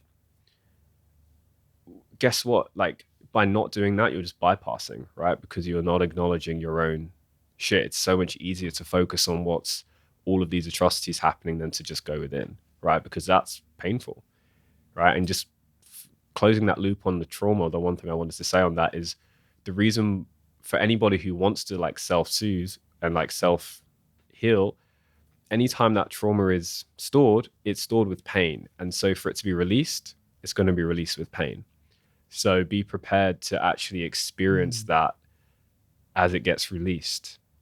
You will feel a very similar emotion to what happened when it got originally stored in your body. Wow, that's really interesting. So for any trauma to be released, you're gonna feel the pain of it.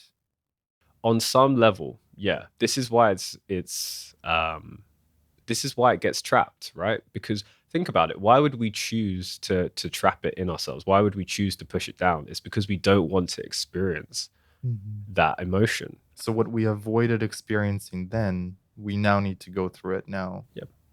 Properly for it to flow through us or get released. Yep. This is why it's my whole thing is to release in real time, to use life as the opportunity, because otherwise you hold on to it for 50 years, you have a midlife crisis, right? Which is a thing. That's a normal thing that we just, he's just going through his midlife crisis. That's ludicrous. That's just something that happens. It's because of all of this unprocessed shit, basically, right? And it does ruminate. It gathers interest, right? The longer you take to pay it, the more you're gonna have to pay when you do eventually decide to. Or, the universe is just gonna keep giving you signs. Maybe you start building up this resentment towards your boss, then suddenly now you lose your job, then suddenly now you start getting physical issues, then now suddenly you have a heart attack. It's just going to keep getting more serious until you finally pay attention to it. Do you still get moments now where old traumas float up in your consciousness? So here's the thing with that, right? From my experience, this is the difference, right? There's a difference between the trauma and the memory of it. Okay, so I can think back to these moments we've talked about today, bring nothing up in me because they've been processed, right? So I can think about it and I can either be neutral or potentially above neutral and positive, and like some positive energy, right? The only time something comes that these old traumas is if it hasn't been processed fully. So I'm just like, oh, cool. That's why I get to process today. And so when one of those things comes up, what is your way of processing it? It's first of all realizing that this is coming up so it can be processed, right? And this is the key. Like, that sounds simple, but in the moment that can be difficult because I might want to avoid it and go into all those human tendencies, right? I might distract myself. I might drink out. Well, not that I do, but you might drink drugs. Wow. drink some drugs, kids. What have you been doing last Yeah, night? just be drinking drugs. I am drugs. Drink, avoid, right? These are all the common things we do. But instead, it's just allowing it to actually come and be felt. And that takes practice. But for me, that's what I personally do. I just work through it. I allow myself to fully feel it until it's gone. And this is a useful thing that I've learned from my own journey that I really have thought about a lot, which is that as you go on this journey, right, you can seem to become, it looks like less emotional from the outside, and it can look like, oh, you're not, experiencing this joy in this moment, or you're not having these massive ups and downs, because we're only remembered for our lows and highs. At the end of it, you're not remembered for being like neutral and, living a content life. That's not what's glamorized in the 3D, right? So it can seem like, you've become spiritual now and you're just like really calm. Like, do you not like love life? Are you apathetic? Whereas actually you're just completely content inside and neutral almost, right? That is a beautiful place to be.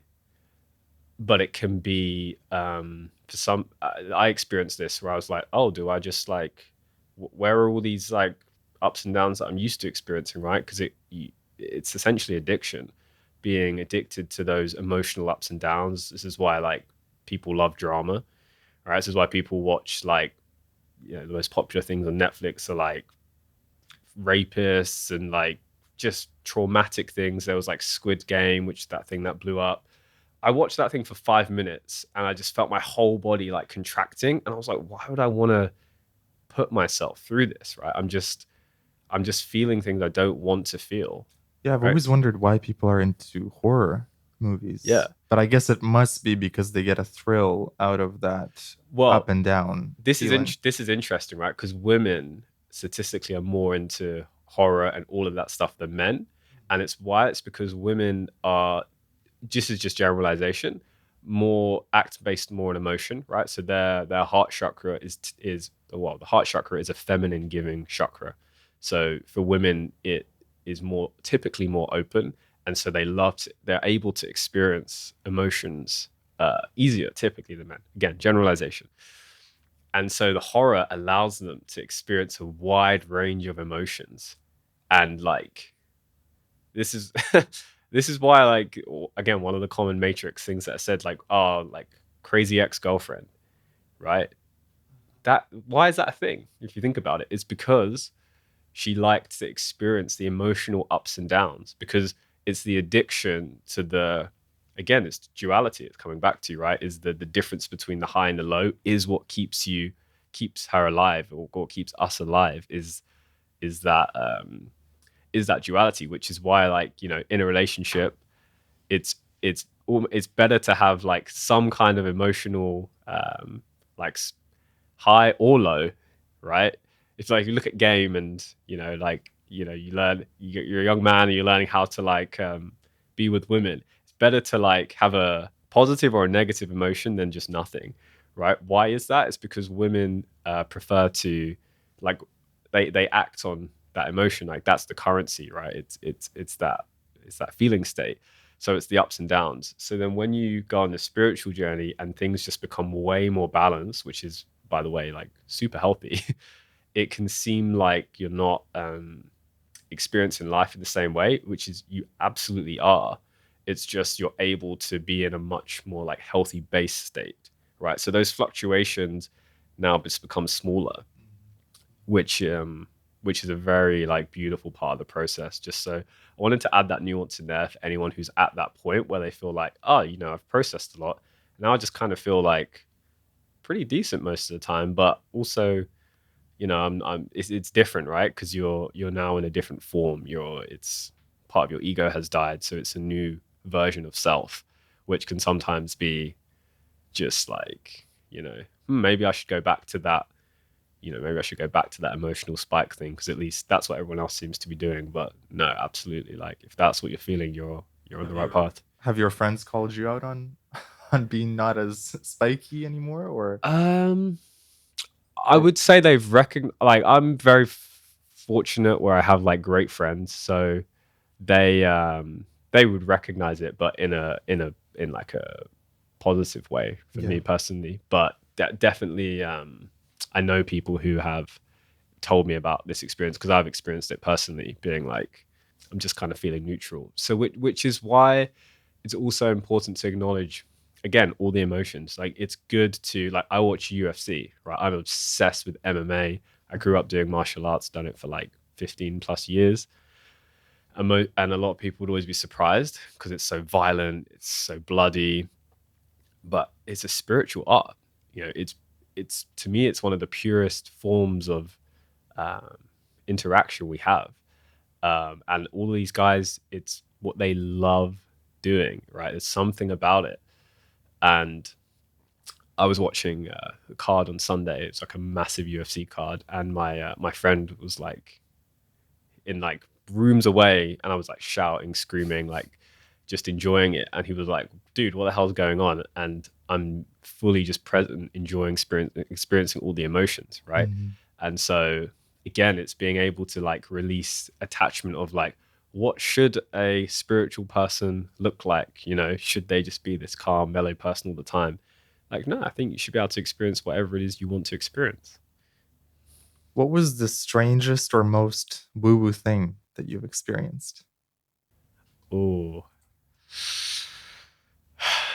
there's actually certain things that I don't think I can talk about. You did mention something about the pyramids when we Yeah, were. Is that one of the things you can't talk about? kind of. Yeah, it is. Well, I mean, I could, but it just wouldn't be ecological, meaning it wouldn't be aligned to go into the details. But what I can say is, like, have you ever been to the pyramids? No, I'd love to. Okay, so I would highly recommend it.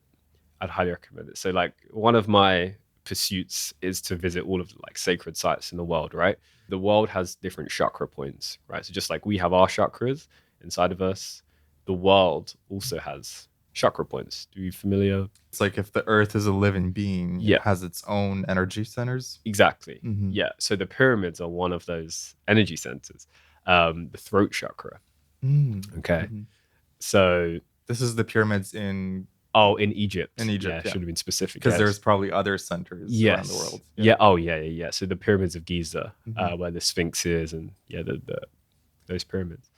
And so I was basically, just the way I can describe it is Temple Run, but in real life is the way best way I'll describe it. And I was with a certain group of people, and we were there to, I can tell you to this day the reason I was there or how I got there, but I found myself on this pursuit going into these pyramids and, you know, bribing guards to let us into certain rooms to experience different energies and to,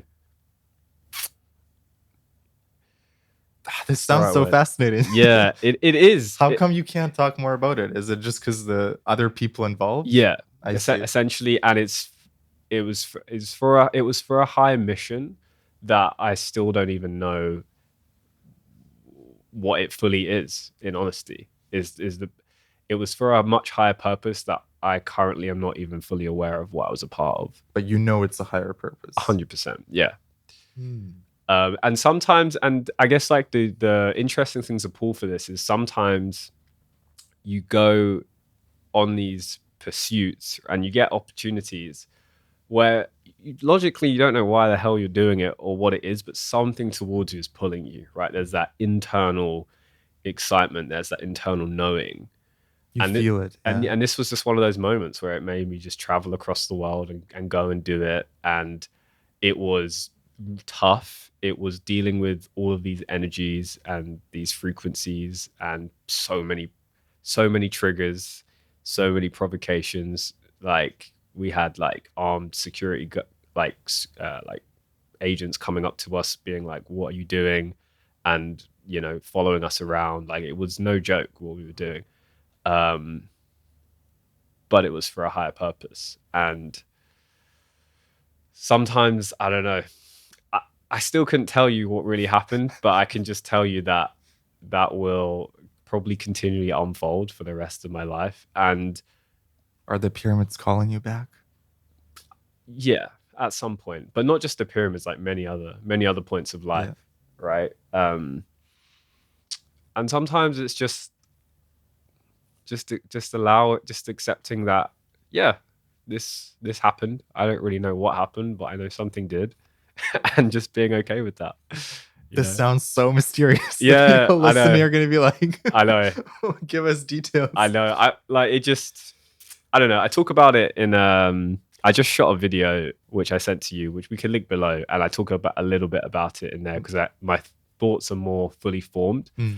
And what I've found is like the more I've gone on this journey, the more I actually do have a high degree of discernment around like the stuff with like the Matrix and all these things going on. Like, while it's great to have all of this knowledge and know all these things, and it's oftentimes the question is what's the intention for really sharing it? Is it just to like say, look at me, like I know these things, or to poke at someone else, or is it truly in service to others? Mm. And that takes a degree of discernment. And so I've found that actually the more I go on this journey, like the less it feels ecological to share. But that's just coming from my own truth. What was the Yeah. deepest psychedelic trip that you've gone on? Oh, that's a good question. Probably deep is a good is a if we're using that as the descriptive word, I would say probably ayahuasca. Yeah, probably working with ayahuasca. Because it connects you to your soul so deeply, doesn't it? Yeah, and it's it's the mother, it's the Mother it's Aya. universe. Mm-hmm. It made me realize that this universe, this kingdom we're on is feminine, right? It made me have Mm. just this deep reverence for the feminine, and to really honor the feminine, not just in women but within myself. Yeah. um and I guess one of the things that taught me this was on that year I became a woman. That's going Which to be the title of this episode. yeah, you're gonna have to Photoshop me some interesting facial features. Um, what I learned was by being able to go to that extreme of living within the feminine, it taught me what it truly means to be masculine, because I have the reference experience, the duality, to look back and go, okay, wow, okay, so this is what it feels like to be residing in that feminine energy. And now I consciously choose to reside, for me, in the masculine energy, because that's what I personally feel good and operate best at. Maybe it's like 80-20, Mm-hmm. in that kind of ratio. But then also it's opened me up to just much deeper relationships with women, because I can see the world through their eyes. It's allowed me to, like this whole like letting go and releasing, again, it's feminine quality, right? So it enables me to facilitate that in myself and others. So I think for any guy, it's funny because like masculinity is something so talked about at the moment, and I think the bits that's missing is honoring the feminine within, right? Mm. Being vulnerable, you know. Tell me what Yeah, you learned about vulnerability. it is strength. It's true strength. Vulnerability equals strength. And how did you discover that? I realized it because for the majority of my life, I couldn't even be honest, let alone vulnerable with myself about reality, let alone to anyone else. And that caused me immense suffering, to hold everything inside, because I was essentially living a lie, meaning I wasn't, nobody really knew what was going on internally within myself. And this is actually where most people live. Whenever I get on a call with someone, like the first call, they're like, oh, wow, like I've never even been able to tell anyone this before. And you can just sense the relief. That's vulnerability, right? And it's like, if you have a child, if you have like a little baby boy or girl, and they're crying or something's wrong with them, your instinct is to go and support them and to help them, right? And this is what's missing in like modern society, is vulnerability, right? If you're in the middle of a negotiation And it's all in the logical mind. It's chess, it's strategy, right? Imagine if you could just remove that for a second and just be like, hey, here's how I actually feel about this. Here's why I'm actually doing this. It's based on this. Instantly, it appeals to somebody's heart, it appeals to somebody's emotion, right? And so it's actually like it's a strategic skill as much as anything to develop with vulnerability in conflict, right? Let's say you and I are disagreeing about something, and you'll say your point and I'll go, no, you're wrong, it's this point. Well, as soon as I tune into vulnerability and go, hey, actually what you said here made me feel really bad, and here's why, you know instantly that's going to be met and reciprocated, because it's removing the resistance. And this is why I don't agree with like things like protest and all these resistance forms of trying to get change. It's because it only perpetuates more of that, and vulnerability is what breaks that cycle. And vulnerability is very aligned with acceptance, right? With being able to just be like, oh, okay, here's where I'm actually at. And so many people are living in delusion, particularly like this younger generation, like not that we're old, but like guys in like 18, 19, 20, 21. Like a lot of these guys are literally delusional. Like they are like, yeah, here's how I'm changing the world. Here's my plan to get to 10 million by the time I'm 30. I'm like, oh, and I find that inspiring in them, because I'm like, because that's not how honestly, I'm more of a realist than anything. I'm an optimist, but I'm a realist at heart. That's just how I'm built. That's not a choice. That's how I'm built. I see these guys and I'm like, damn, that's inspiring. And then I'm like, what are you actually doing? And they're literally, and it's based on nothing.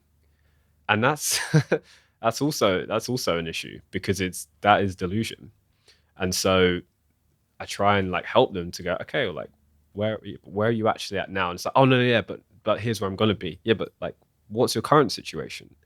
Because until you accept your current situation, you can't actually change until you realize where you actually are right now.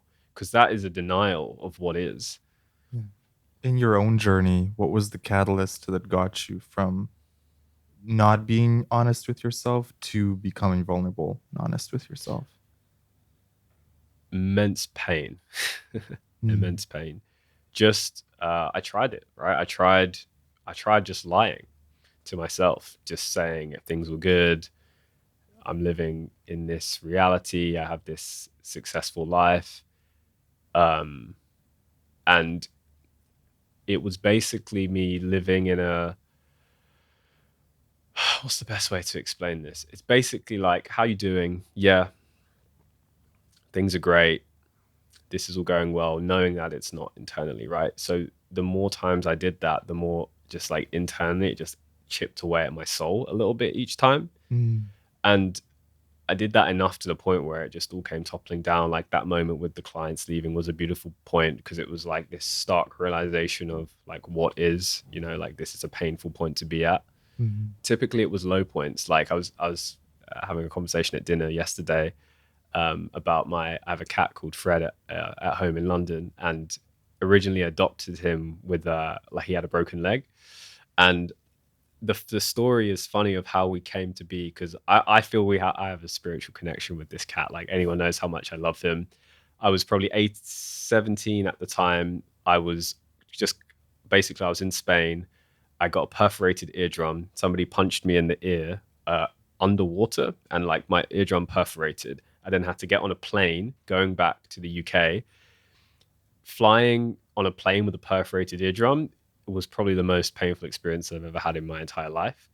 I then got back, got my results for college, which were all D's, which meant I couldn't get into the university I wanted to go to. I then, because of the perforated eardrum, couldn't go to this big festival with all my friends that we'd planned all year. So I just get home and I'm like, I just want to crawl into bed and just cry. And I get back and my bed's broken while I'm away, because my room was being painted and the bed got broken by accident. So there I am laying on a mattress in my living room. Um, and this little cat with a broken leg comes and sleeps with me. And through this process of me being at my lowest point, him being at his lowest point, and helping him like rebuild, teaching him how to walk again, and me just like building myself back up, it was a realization of like, oh wow, okay, like all the worst things that could happen in life at that moment in time happened, and just being awakened to that reality, right? And there's a lot of vulnerability in that. What makes the process so much easier is just allowing yourself to be vulnerable. But there's a difference between vulnerability and victimhood. Because in that story, I'm not in any way trying to be like, oh, you should feel sorry for this. There's zero of that. Because the moment I view myself as a victim, I'm just perpetuating that reality. And this is for people who are like very heart centered, it can be I was like this for so long. I would easily just fall into people's stories because they see themselves as a victim, but it's so disempowering at the same time to do that. So there's being able to observe with love, but also no attachment to their situation. That's how to truly help someone. And so when I look back at that version of self, I'm like, cool, yeah, that's those are the physical things that happened, and that made you the person you are today, so that you can go and fulfill X, Y, and Z. Um, so it's always a perspective, right? I'm glad you brought up victimhood because it's something that a lot of people fall into, the victim mentality. Yep. What would you tell someone who may be stuck in that mentality and they want to break that victim mindset and shift into a more healthy mindset? It's hard to speak to a victim sometimes. Have you gone through that journey ever Yeah, where yeah. you felt like a victim and then Oh yeah, you turned things around for yourself? massively. Yeah, yeah, yeah. Low, like, or viewing myself as like a martyr. Like, oh, everything's so Yeah. hard for me. The world's against me. Was there things that helped you then to shift that perspective? Yeah, I would say for me, it just comes down to self responsibility, right? Mm. It's it's a lot. It was a logical decision for me. It was, does being in this uh this mentality serve me and other people, yes or no, is what it came down to. And there are many ways you can deliver that, right? I would say, if depending on who it is, I would, probably come in a little bit more of the feminine and be a bit softer to say that and help people come to that realization. But the bottom line is that, like, is this serving you, yes or no? And if the answer, if you can admit the answer is no, cool, then Mm. just leave it behind you. And then now you're empowered, because when you're a victim, you are, by default, something is being done to you, right? So there is some kind of like injustice happening in the world to you. It's happening to you, right? Meaning you're not in control. And if you want to be in, every entrepreneur wants to control things, right? For um, sure. and so based on that paradigm, if you want to control things, then you don't want to be a victim, right? So it starts with that. Does this serve you or not? If no, then great. Now you have your power back, because now you can take responsibility for where you are, accept where you are, and now choose to do something differently. Talk to me about your journey with self love and how that changed you. Mm. Yeah. It was probably happened similarly to self-worth for me. They seem very much linked together. Yeah. Yeah, it was very similar. I would say with self-love. So I always had resistance to self-love. Because it just, again, felt like giving yourself, like when I would see people post like, oh, just eating like this ice cream, self-love, or, doing this, having this bath with rose petals, self-love. I was just always like, okay, well, in that paradigm, sure, but like doesn't really resonate with me. To me, the way in which I look at love is like, those are like nice little Disneyfied parts of love.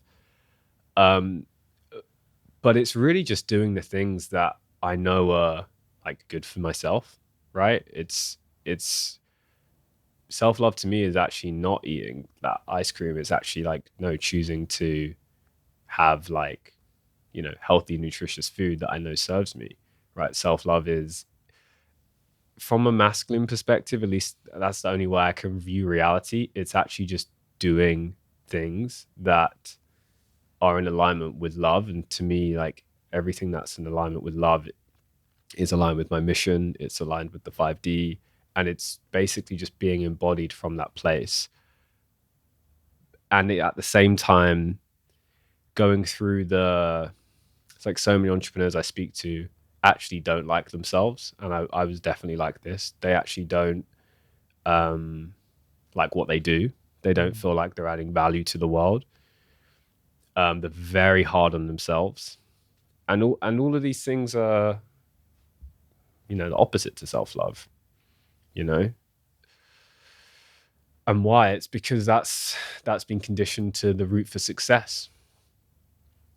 So again, it's one of these, it's like self-worth, where it's like, well, on one side you can see of course, from the high perspective, you can see what the value is in self-love, but then from some perspective in the middle, it's like, well, if you just love yourself, then like, do you still have that motivation and that drive, yeah, and all of that? And that's what gave the resistance to me.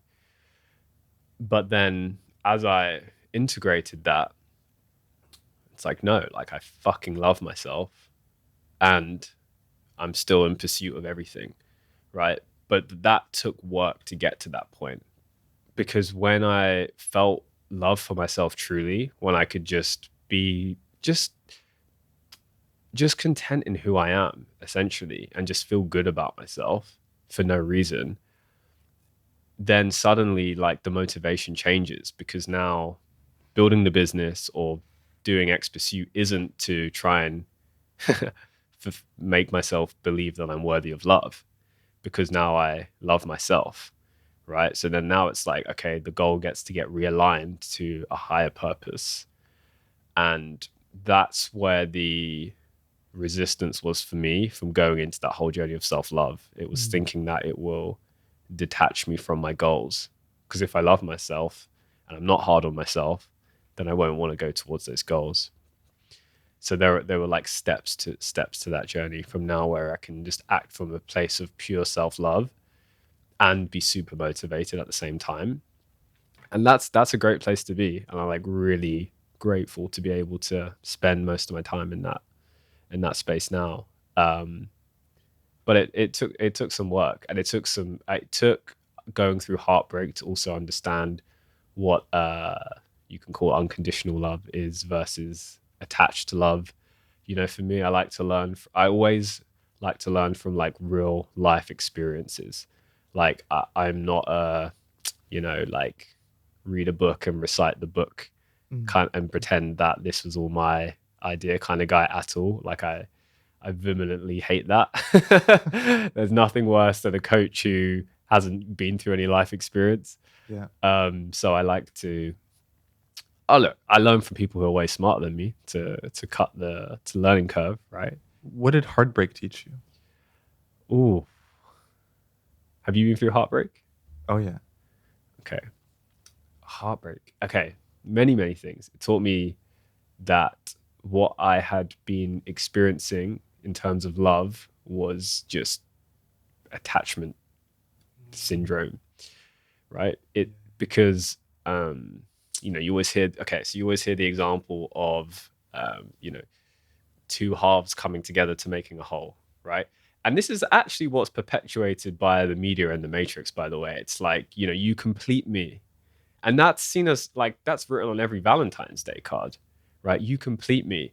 Well, then you're saying that what that's actually saying, and what I'm hearing is that you've got a load of trauma and shit that you haven't yet resolved. And this person's just coming together with their shit and their trauma, and you're coming together and you're like clinging on to this like very low version of love. And I'm like, well, good luck with that. That's why most marriages end in divorce.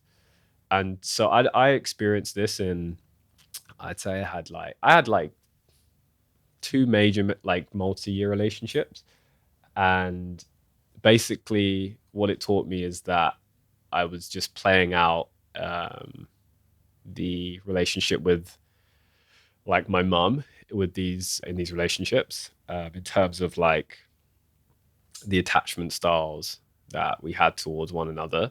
The reason why heartbreak is so hard, and I would actually argue that men struggle with heartbreak more than women.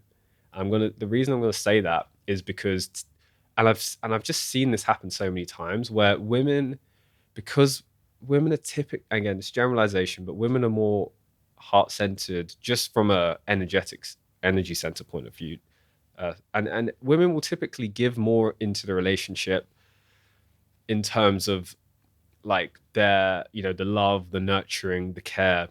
All of these things are intangible.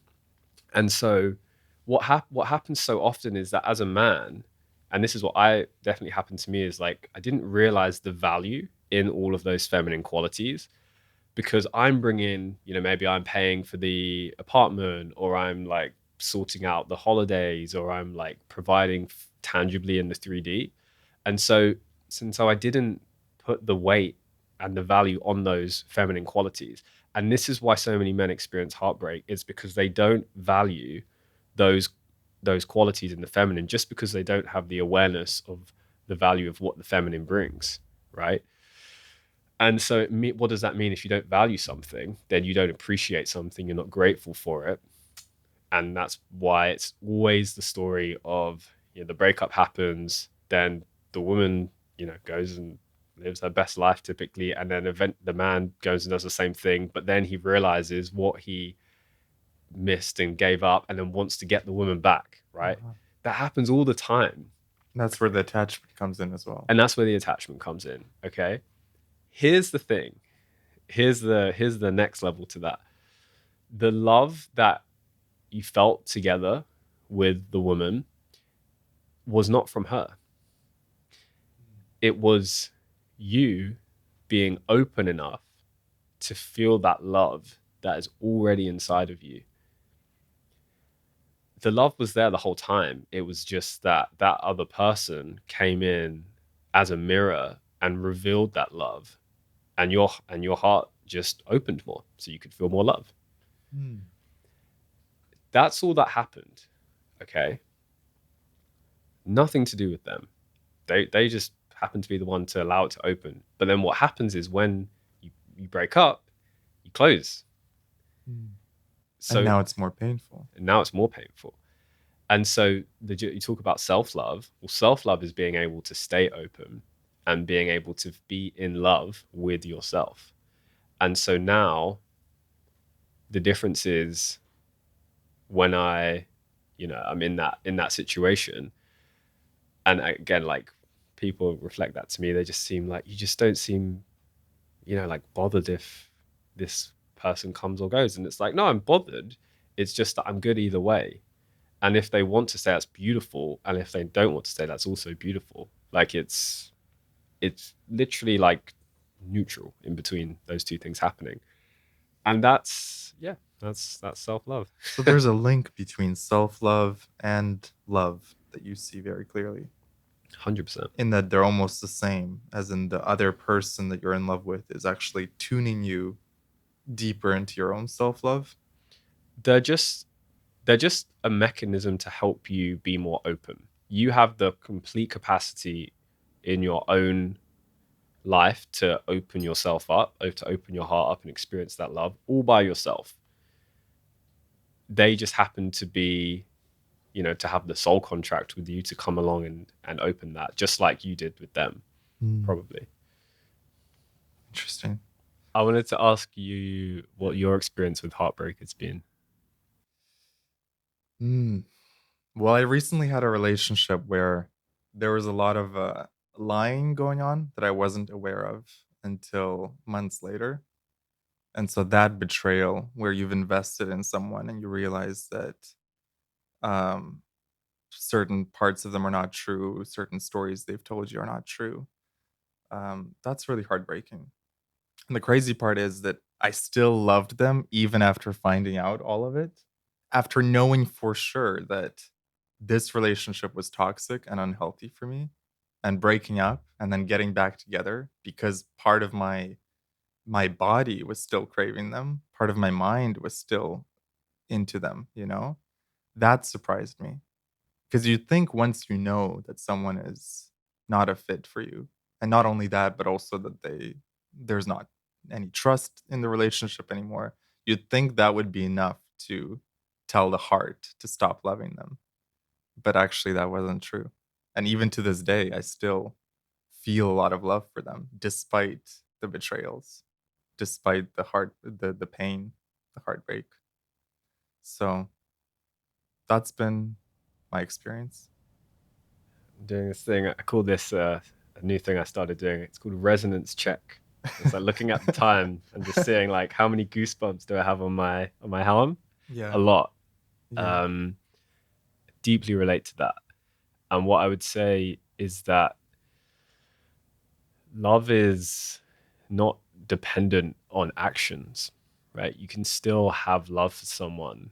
And actually, I would say that's an even higher perspective to take, to still have love for someone, despite what those actions were. Now, the thing to tune into is that love, is there attachment in that love? Or is it a pure form of love where it's just love as you would love anybody because you have love for everybody? Hmm. Um, I think it's both. yeah. I have a pure love for them that is almost a spiritual love. Like I know that at a deeper level, they're just human. They're trying their best, and of course, even the line that was in the relationship is just them, their own defense mechanisms or their own patterns coming into play. But then there was also attachment, probably, where you feel so good with them that you tend to overlook all the problems until they bite you in the ass. And then you break up, you're like, never again. And then a few weeks later, circumstances arise, and you get back together. Yeah. Like I broke up and got back together with this person 4 times. It took me 4 times before I was able to go enough. Like it was getting too much, too much Yeah. repetitive. Yeah. But you'd think it'd only take once or twice, right? This was the first time in my life where it like I had like 4 times breaking up. That's crazy to me. And what do you think it was that brought you back together those four times? Just the connection was so good on so many levels, other than the levels that were not working, that I think it kept pulling me back. And maybe the naive belief that, well, this time it'll be different because now I'm aware of this pattern, so I can mitigate it. But that wasn't the case. Hmm. Yeah. Yeah, it's connection, right? Is was It's, the answer. yeah, the connection is so strong, but there was a toxic element to the relationship that I knew was not healthy. So when you know something's toxic and yet the connection is so good, I think that was really confusing my brain. I Mm. couldn't crack that egg. It's like, how can it be so good, yet I know it's not good for me long term? Like I knew, like I was zooming out 5 years and asking myself, would I want to be with this person in 5 years, or how would my life flow if I was with them? And I knew that there was no future there. There was no happy ending. So objectively, logically, it made complete sense to end it as amicably as possible and just move on. But the heart wants what it wants, you know? Well, it's a human need, isn't it? Connection. It's one of Yeah. our human needs. Yeah. It was the most confounding, frustrating, beautiful experience, painful, pain and beauty at the same time. And what's your like? How do you feel about that now? From however long past that being in Well, this. now it's like you said about trauma is like when you feel neutral about something, then you know you've pretty much gotten over it. So now there is a neutrality. And in fact, they texted me the other day, and I was something that would maybe make me text them back right away. But now I just archived it, because I know I can see the broader perspective. I can see that that road does not lead to where I think it leads to. So I think neutrality is what what it comes down to. You were asking about self-love earlier. Mm-hmm. That is self-love Exactly. right there. Yeah. That's a very practical example of self-love, because you realize that that is not good for you, and you can still hold love for them, but you're Yeah. doing what you need. Boundaries, Yeah. I think that's what it taught me the most, is boundaries. And yeah, like you said, like I still love them. Like I'm not archiving their message out of spite or out of some sort of resentment, although there might be a little bit of that there still.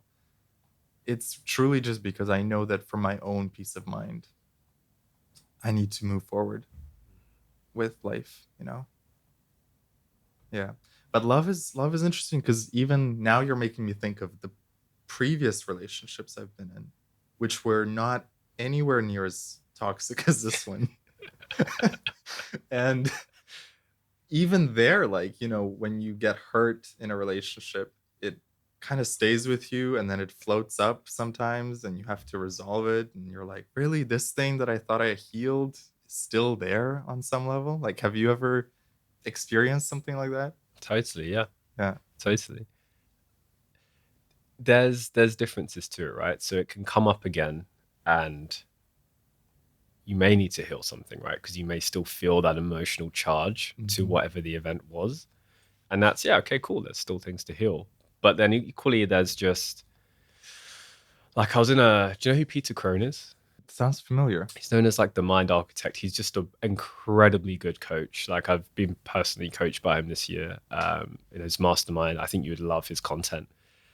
And somebody in this mastermind we were in said, I've got this ex, and I thought, and you could tell the guy's clearly like just in a dark place. He's clearly not over her, like loves her, beautiful soul, but just clearly like still attached to her very much so. And he's like, look, I know we're not going to get back together. In fact, she's moved on. She's, going to get married to another guy.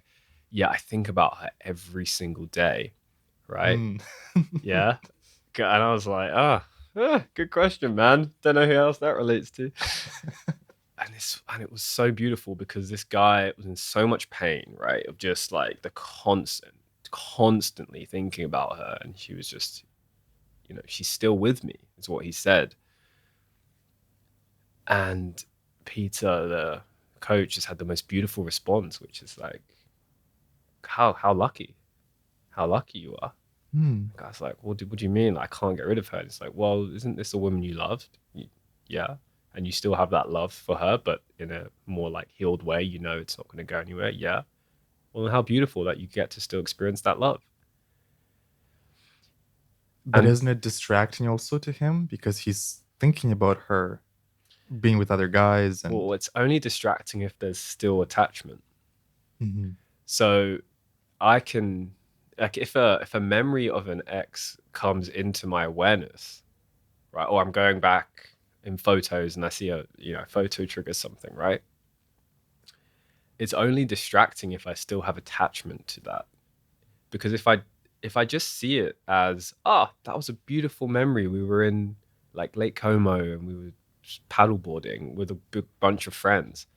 Like, I can experience love for all of that, and I can give myself that, yet not be thinking, I wish I had that back. Do you think this guy was still attached? There was some attachment there, but he also knew that, like, he wanted to move on. Like, he wanted what's best for her. Clearly just a beautiful soul, but she just kept coming up, right? She just kept coming up. And what Peter said was, and it made me feel a lot better about myself, because this guy's like very, very far on his own journey. Is that, like, he thinks about his exes come up all the time.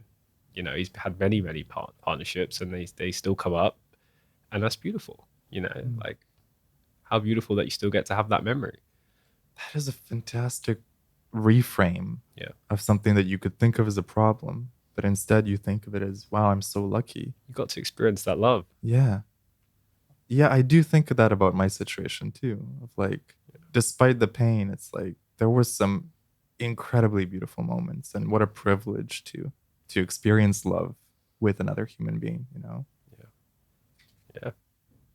One thing I wanted to ask you about is you have this like quiet, not quiet, but you have this charisma around you, but it's not a flashy charisma. It's like a quiet charisma. And I wonder if that comes naturally to you or if that's something that you worked on. Well, thank you for the compliment, first of all, I think. It's like that energy, right? It's like when I first met you, there was this spiritual energy I felt. There was this, oh, he's tuned into source type of energy, but then also this charisma. And it's a beautiful quality. Well, first of all, like, what is charisma, right? Because I think a lot of people look at charisma as, the person's characteristics and all of these things. But to me, charisma is how I make you feel about yourself and how you feel in my presence. To me, like, that's true charisma. And so I would say it's definitely a natural part of me. It's maybe something that has grounded more over time as I've gone on my own journey. And I just, what it is, I think I'm just comfortable in who I am. I'm just comfortable in my skin. Like, there's, me, previous me, if you said, ah, all of that, but I don't really like your shoes.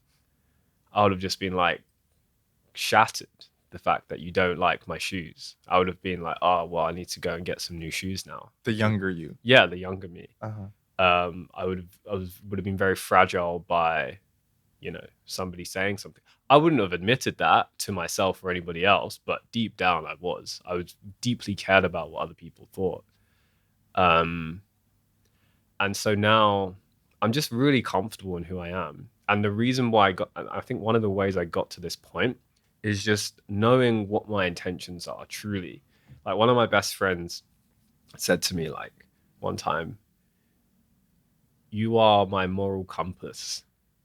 And I was like, oh, that's a really interesting thing to say. What do you mean by that? And he just said, I just know where your heart is and who you are as a person. And I just always know that, you know, you keep me on track because of the way you are with your life, because I know like what your character is and who you are as a person.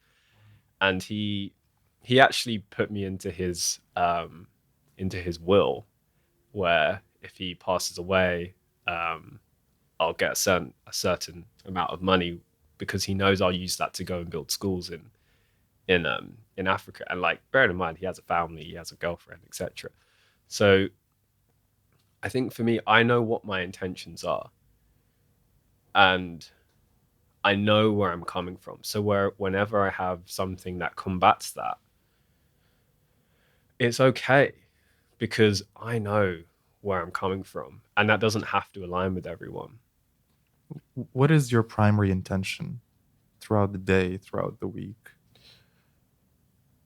Is there like a running A theme? lot of the time it's anchored in service a lot of the time. So Mhm. it's to support my mission of like raising the collective consciousness, helping humanity just like unplug from this matrix.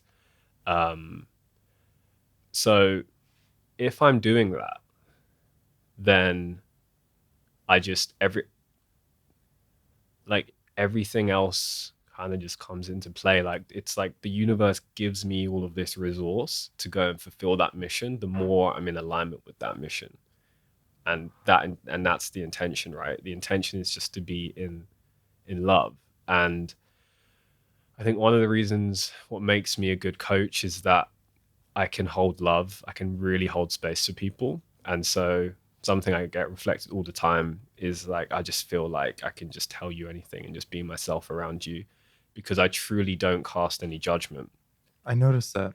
But that was not always the way. I used to judge myself so much, right?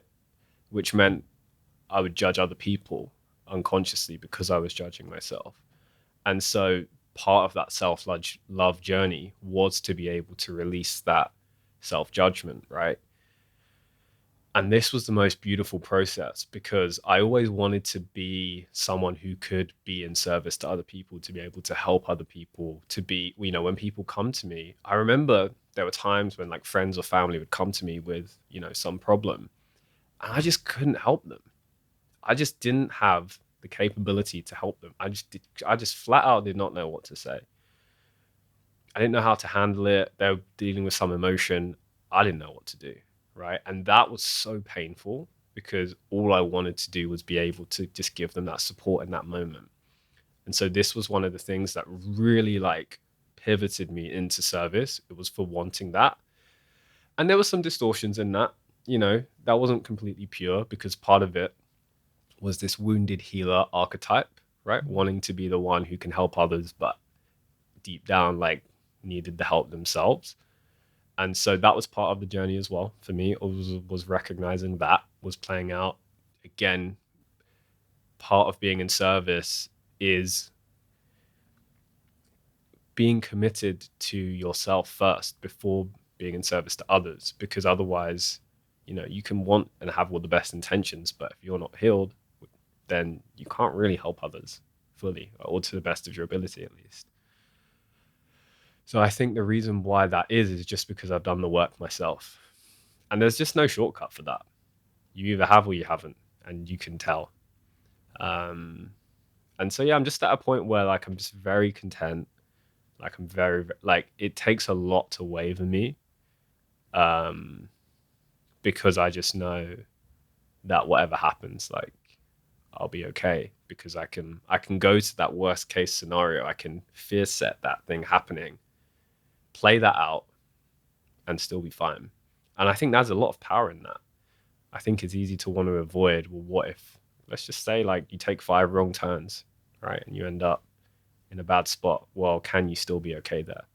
Mm. And if the answer is yes, then damn, you're unshakable. I think it comes down to, like you brought it up, knowing yourself deeply. And when you know yourself, you're less easily shaken because you know your core, you know your deepest part of yourself. Is there any advice that you can offer to people who want to know themselves deeper so they are more centered and grounded? Mm. Yeah, I guess it comes to self-awareness as well, right? It's kind of one of these like skills, intangible skills that is talked about a lot that we all know is valuable, but it's like, how do you actually get to that point? And for me, it's actually not doing anything. It's the act of not doing. It's actually the act of removing all of the things that are distracting you from knowing yourself. For example, the media, social media, unhealthy food, drinking, going out. All of these things can be beautiful in moderation, by the way, but these are typical distractions. So it starts with removing all of the inputs that are stopping you from knowing yourself, because your default state is actually to just be present. Mm-hmm. And when you're present, that's when you can start to like learn who you really are. So like a practical thing I did earlier this year was to do like a silent retreat. Not some thing, spending 10 grand to go out into the jungle with loads of people. I just took myself out on a random day and took myself out into the countryside in England and just spent a day in complete silence, no phones, no talking, basically no food, just to be. It's funny, my previous guest did the same thing. He went to a cabin for 4 days. Wow. And just turned off all the phones, just brought some books with him. And well, I only did a day, so he did it to another level. But the reason why I like this is because, one, you don't need anything to do this. You can just sit in your room. Mm-hmm. Yeah, anyone can do this. What did it teach you? It taught me how much distraction I still have in my life. I remember waking up, and I remember going, and I was in a period of intense work period at this time, so I was a little bit tired. And I remember being like, oh, I'm just going to use this as an opportunity to sleep in, right? And that will cut half of my day. So I can like cheat this system. So I was already trying to like find games, Gamify it. gamify it. Woke up 5 a.m. naturally. And then remember being like, oh, God, okay, here we go. All right, let's just surrender to it. And, I just spent a little bit extra longer, doing some meditation, doing some cold shower, just some practices. And my mind was on overdrive. It was just incessantly thought. And I was like, why are all these thoughts coming up? This is strange. I don't usually have this. It was just trying to distract me. It was just this was the like last layer of resistance, because now there were no physical things. I couldn't work because work can be a distraction and often is. All these things can be distractions. So thought was the last line of resistance. That was the only thing that could occupy me. And I remember I was on the beach, and these beautiful white cliffs. They're called Seven Sisters Cliffs in the UK. Just stunning. Like you can walk right up to the cliff edge, and it's just these white rocks really high up over the sea. And I remember getting to this point where I was just sitting. This was after doing some ball tanning, just FYI, necessary detail. And I was just sitting there looking out at the sea, and it was just complete presence, just no mind. Like my peripheral vision was, I still don't know how, but it was expanded, and I was just there. And it was just absolute unlimited bliss, just more and more and more, just ecstasy, consistent. It was one of the highest states I've ever felt in my life. Probably this was after maybe 10 hours of being in the silence. And it was just boundless. It would just never end and just continue to come. Whatever I did, it would just keep coming. And it was just like, whoa. How do you explain that? Is that you connecting to God, connecting to some point zero, like some sort of base level of consciousness that is just bliss and love? I would just say this is actually our natural state. Yeah. I actually feel this is our natural state, and all these other things are just blocking that from being. And I think it's possible to actually experience that all of the time. Now, is that what you actually want? Is that a likely reality? Probably not. But I genuinely believe that is possible to experience that. And the reason why I have that strong belief is because I never want to create an excuse for not being in that state. If I'm not in that state, it's because of me. And there's no judgment around that. There's nothing negative. It's just matter of fact, right? Because I know I can get myself to that state by doing nothing.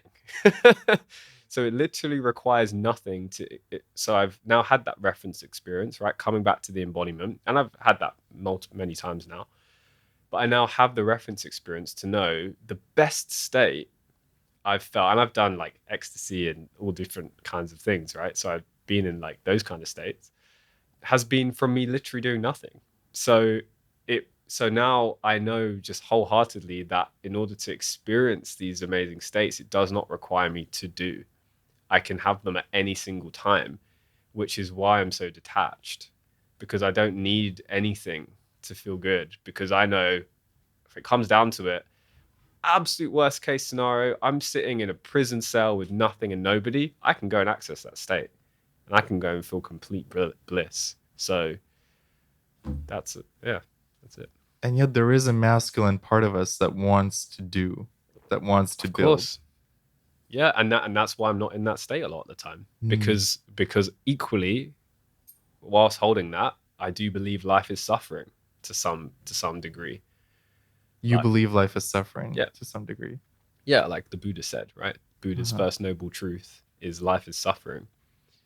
And I do believe that this is the human part as well. But That then on the one hand, life is bliss. Yeah. And on the other hand, life is suffering. Yep. Hmm. And this is why all of these spiritual, at least from my perspective, these spiritual truths are all like juxtaposition, right? They're like these seeming opposites that are actually the same. This is why This is why this stuff takes, like, it's not black and white, right? There are these truths that have to be figured out oftentimes by going to these extremes to then come back to the middle, that it's actually one and the same, comes back to oneness. Because why is suffering not bliss, right? That's only a perception created by the mind. Think about it, right? Do you go to the gym, or do you like work out or anything? Sometimes when you're putting yourself through the ringer and that pain, you feel really damn good about yourself, right? Mm-hmm. Especially afterwards. That's putting yourself through suffering and feeling bliss. That's a good point. Yeah. You once said that all we are is a collection of walking stories. Why do we get so attached to our stories? And what do you recommend to not get attached to them? Yeah, I mean, they're pretty convincing, aren't they, those stories? Why do I think we're attached to them? I think our minds, just the way they're wired, is to recall things based on story, right? We remember stories. Like, I don't know the scientific basis for this, but if I imagine when we were in tribes around fires, it was the story of what happened today. I went to fight this saber-toothed tiger and it bit my arm off, but I managed to like slay it, and now here it is back, and it's recalling what happened, right? It's the way in which our minds recall things, right? And I think that's why do we think like that? It's because in the story there is emotion, and we're emotional beings, and so it appeals to the heart, not just the logical mind of like the textbook XYZ. So I think that's why we recall stories. It's because they encapsulate emotion, right? It's why people are like love the classic Hollywood film arc, right? Where there's the up and there's the down and then there's the happy ending. It's because to go on that journey, there is a like plethora of different emotions that are felt, and we just want to feel. I think really one of the things we want more than anything is just to experience emotion. And I would basically, that's why I think we do everything we do. It's to experience an emotion at the end of it, right? So with the stories, it's just it's our way of experiencing that emotion. But I think there's a deeper idea here that when you say we are a collection of walking stories, then who are we really underneath those stories? Who are we at the deepest part of ourselves? Yeah, I love that question. Um, I I don't want to give away my answer to that, because I think it's something that I don't want to unwrap everyone's present for them. I think I love that. and also, who am I to think I'm right? With my answer, like my answer is truth to me. But what I will say is actually, this is one of the first things I talk about in the mastermind as well, is who are you? We do like 3 hours on just answering that question. But I think it's something that we should all get to question and ask, right? Because if we're not our thoughts, we're not our emotions, we're not our stories, then yeah, it's a really good question. Who are we? In terms of the walking stories, what I mean by that is we experience all of these different events, and those events become a record in our brain. So our minds are a record of the past, of all of these different stories. And we tend to just base our future actions off of those stories. So it's like, okay, you experienced heartbreak, the person lied to you. Now in the future, if you're continuing to walk with that story, you're not going to be scanning. As soon as you meet a potential suitor, is this person trustworthy? Is this person not trustworthy? Like loads of women will say, I've noticed it affected me in that way. And that's natural, by the way, right? That's a natural mechanism that we have inbuilt into us for survival, to stay safe. I wish it hadn't, though, right? Because I want to be back to my past self where I just would trust someone, but it feels like this person's behavior affected now my trust towards future people. Yeah. Yeah. And that is, there is a degree of like, that's natural, right? Because it happened and you're a human. If I was to go, all men are fill in the blank, how many women would say liars? How many Mm. women would say cheats? How many women would say, right? Yeah, yeah. So this is all of the programming based on either the individual story or the mass matrix story, which programs us to believe certain things and stories that are beneficial to them to control us. So the question is, where did that story come from? Is that story even true? Does that story serve you? And then now it's a conscious choice. Do you want to hold on to that story? And so if you don't want to hold on to that story, it then comes back to, okay, well, can you release that? Yes, that event did happen, and acknowledge it and let it go. Because as long as there's some of that there, you are blocking yourself from experiencing like that deep layer of trust, right? Mm-hmm. And also, like, again, there's no right or wrong as to when this happens. I do believe things happen in divine timing. Like I'll give you my own example. One of my first relationships, I felt there was like a layer of distrust at the end of it as well. I was so heartbroken, and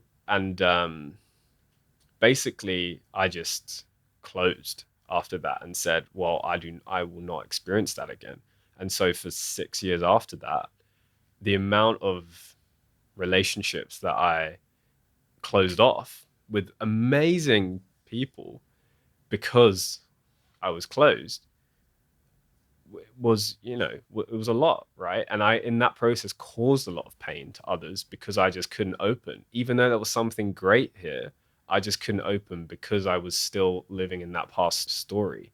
So I was a walking story, right? Because I was just reliving that again and again and again. And then once I opened myself, I opened my heart.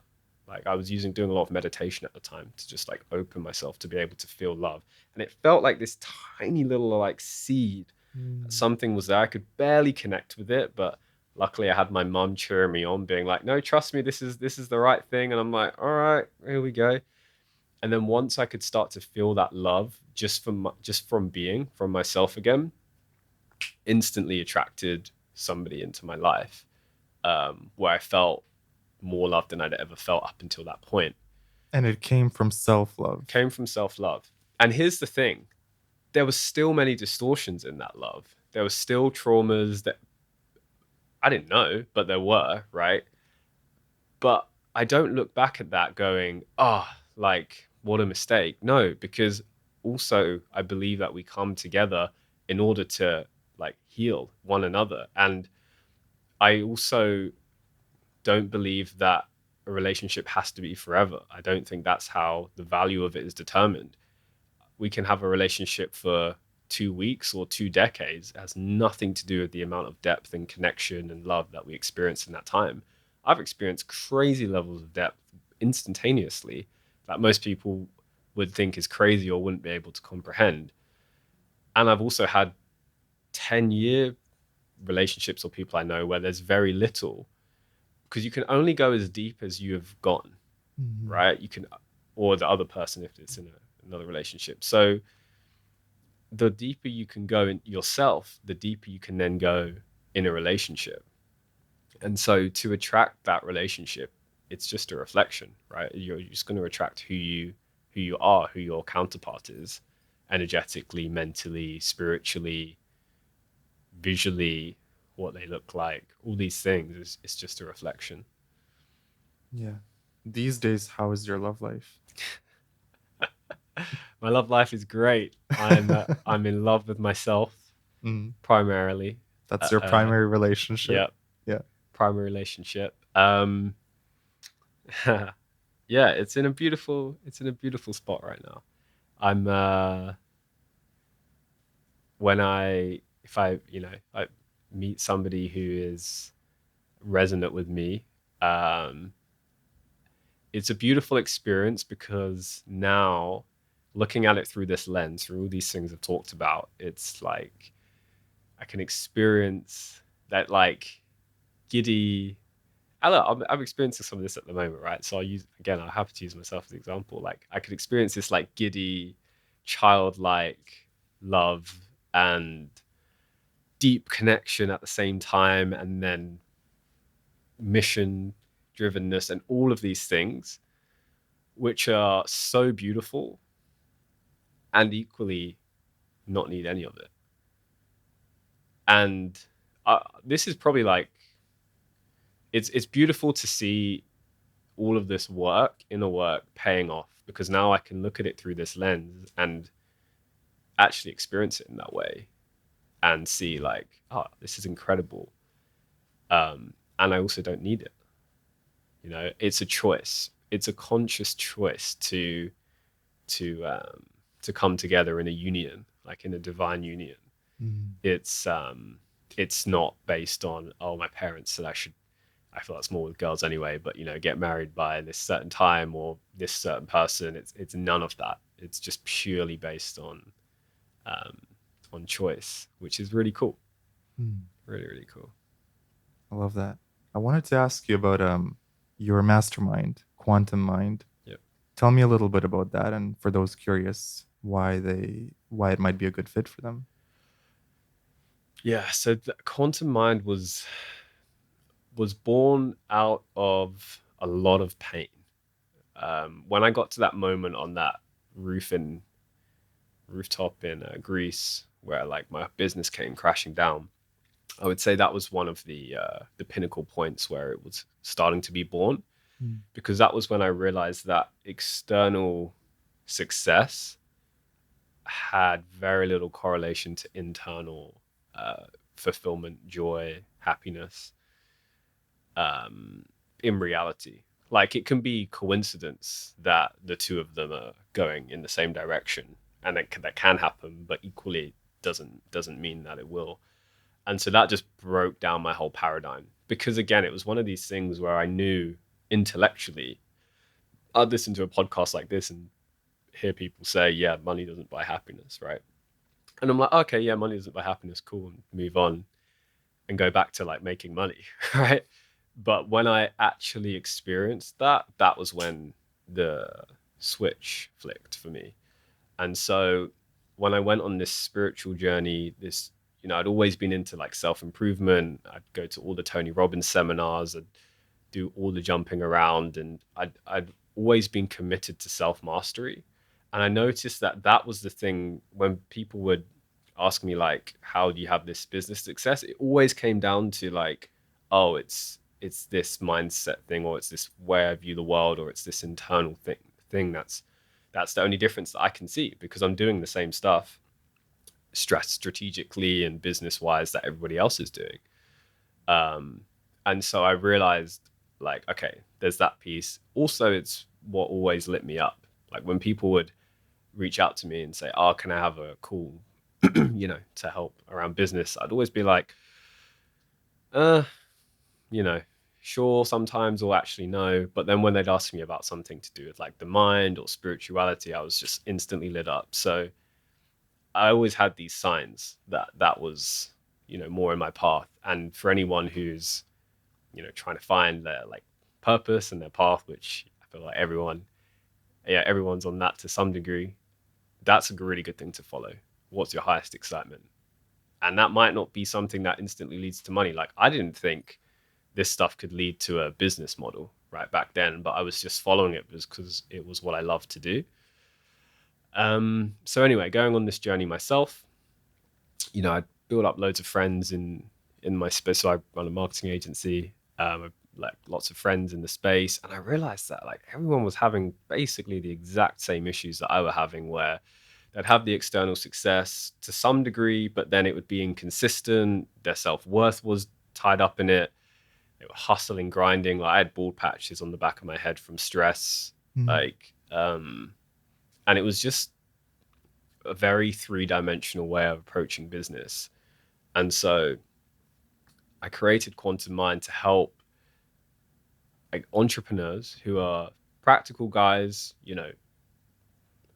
just want to like, I think the thing is with entrepreneurship, and why I say business is a spiritual game, is because to be a successful entrepreneur, you kind of have to become a more virtuous person, right? You've at least got to like make some sacrifices in your life, right? You've got to be providing value in some shape or form. These are all like positive attributes, right? So you're already taking those steps to become maybe a better version of self, which is why I love business in that way. But then I realized a lot of people just kind of didn't have that fire. Like the fire just went out with inside them. They just sort of like they were like me, where they did the business, super fired up, like let's go for a couple of years. Then maybe they achieved what they wanted to achieve, and then it's like, well, now what, right? What's the next step? And so because that mission got lost, the motivation got lost, the fire went out. Or you'd have a bad month in business, and then the whole mental health would come tumbling down, right? They'd question everything. Maybe I shouldn't be doing this. So I noticed there are all these just struggles, right, that were happening, and I just basically was like, well, I'm going to figure this out for myself. I've tried every make money online course known to man, and sure, while they might help make a little bit of extra cash, the core issues weren't being fixed. I just couldn't find anything that was a solution for that. So it led me to just saying, all right, I'm just going to try something else. And this is how I ended up in the pyramids. This is how I ended up with plant medicine. This is how like I work with like quantum kinesiologists and all these just completely non-business related things, just because I was following that intuition and that excitement. But what I realized is going on that journey is it can be very chaotic. Actually, it is very chaotic. I'll reframe.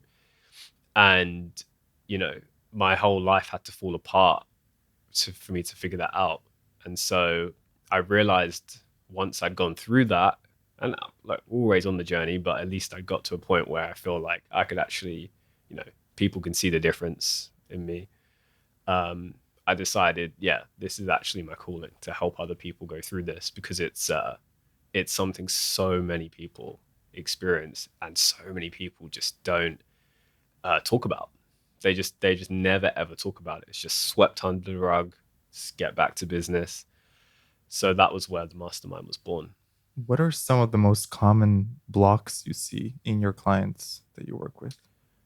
I would say, oh, it's beautiful because there are so many layers to it, and I love pulling back all of the layers. But a lot of it, it's funny because I would argue that most of it is deep seated within self-worth and self-love. But then the way that manifests on the surface might be, for example, like, oh, I don't feel like I don't feel like I'm attracting the right clients, right? I'm getting these clients who are just a pain to work with. They don't appreciate what we do. Like they don't pay on time, all of these things, right? Which you might just say, well, those are just business things, right? But actually they're a complete reflection of self, because business is just a reflection of of you. Particularly if you're running like most of my guys are running like online businesses, 1 to 5 people, like they're small businesses, right? So, like the clients who are not paying them, for example, Yeah. how does that reflect to their inner state? What's going on there? Yeah. So, oh yeah, this just happened with one of my guys. So let me see if I can like recount the story. So I had one guy called Harry, and he basically was really struggling with just consistently being able to book meetings to attract clients. Clients paying on time, and then basically what we realized was that he still was holding on to the belief that like he wasn't able to deliver a good enough service to these clients, right? Like, which was just a reflection of his worth that he could provide in business, which was a reflection of his own internal self-worth, right? And so when we shifted that inside of him and he had the epiphany, he literally, this was the next day, went and booked 4 meetings. One of the clients instantly signed on, and he sent me the email, and I've got it as a screenshot, which said, Harry, we're so excited to start working with you. Our personalities just match perfectly. Like we're essentially on that same vibe. Like, send us the invoice, we want to pay straight away and get the ball rolling. Like, never had that before. right? And there's countless examples of that, right? Where another guy, Giacomo, he had a lot of issues with clients paying on time, right? And then once he started shifting his own internal state, right, looking at how is he treating himself, what are the action he's taking, what are the perspectives he's got, where is he judging himself, and just releasing. A lot of it is about releasing attachment, right? That's one of the big things, actually, to answer that question previously. Attachment is a huge thing. Attachment to the outcome, aka wanting the clients. Once that was released, instantly biggest payment comes through ever to the agency. The only thing he shifted was himself internally. Every single strategy remained ceteris paribus, all things held equal. And so the reason why I really like this is because it's bridging the gap between these like spiritual / slightly more esoteric concepts and real grounded like 3D business stuff, right? And this was, if you come all the way back to the beginning of my story, the internal issue I had was that I couldn't see how these people like watching The Secret were creating a life they wanted, right? And it took me going on this like 10-year journey to figure out, no, actually, like it's all one and the same. And I just feel now I get to bring that to people in a more grounded way. That's beautiful, man. Ebrahim, it's time for the lightning round. Oh, are you ready? Let's go. Who or what brings out your wild side? I'm going to say the moon. The moon. Yep. How so? just the lunar cycle. Do I give context on these, or is it like really quick fire? I'd love context. Yeah, just I don't know, whenever the moon comes out, I just go kind of wild. Like I feel that really high energy. Like when we were on the beach the other night when the moon was out, like was that a full moon or? It was near a full moon. Uh-huh. Yeah, I always just feel that high energy and just become like a werewolf. Interesting. Yeah. Have you ever broken the law and didn't get caught? If so, how? Yes, I have. I was 17 years old. No, I was 16 years old, and I was with an older kid in school who always used to steal like chocolate bars from the sweet shop outside school, and I thought he was the coolest dude. So one day he took me in with him for his operation, and he was like, "Yeah, just put these in your pocket and just walk away." And I was like, I remember feeling like so much fear about it, but I was like, "Oh no, I'm gonna like impress this older kid." And I remember just walking out, giving him half of them for his like mentorship and guidance, and just like strolling home feeling like an absolute like badass. What did that teach you in life? What did it teach me? I have no idea. To just I don't know, think for myself, probably. I love how you called it his operation. Oh yeah, he taught me the whole operation. Like put the sweets in your pocket and walk out. Like I learned the whole system right there. What's been the biggest lesson in your life this year? Damn. I would say the biggest lesson is that we all have the ability to create whatever it is we want. It's all within us and nothing outside of us. Like whatever it is that we want, if it's a thought in your mind, it can become a reality because that's how everything's created. And so the question is, how do you get there, and what are the things stopping you from getting there, right? I truly do believe we are capable of creating anything, and then it just comes down to actually like putting in the steps. Before that, I did believe that we all had inherent like limitations inside of us, and now I believe differently. What changed that perspective for you? I think definitely like as I've grown, I've been around more inspirational people. I've had more reference experiences to see like people just creating their own reality in real time. And as I've done it myself, and realized like just by shifting my identity and realizing it's so fluid. I mean, it's an illusion anyway from a higher perspective, but by doing that, it's just made me realize anything that I want to create. It just means all I need to ask is, who do I need to become in order to create that? And that's it. I love that. So it's like an identity shift. Who do I need to become? Yep. And also whilst realizing that the identity is an illusion anyway. Right. So the whole framework is actually an illusion, but you're working within it. Yep. So you don't believe in limitations anymore. No, I don't. I believe that they're all self-imposed, and equally it's just like, Michael, like anyone. So it's like Michael Jordan plays basketball to a certain level. So that's a possibility, right? To play basketball to that level. Now, do I believe it's likely everyone's going to play basketball to that level? Highly unlikely, but it's possible to play to that level. And so I like to look at things in terms of like possibilities and probabilities, and just then from that point going like, okay, cool. Like if it's possible, then great. I'd much rather believe in possibility than limitation. Yeah.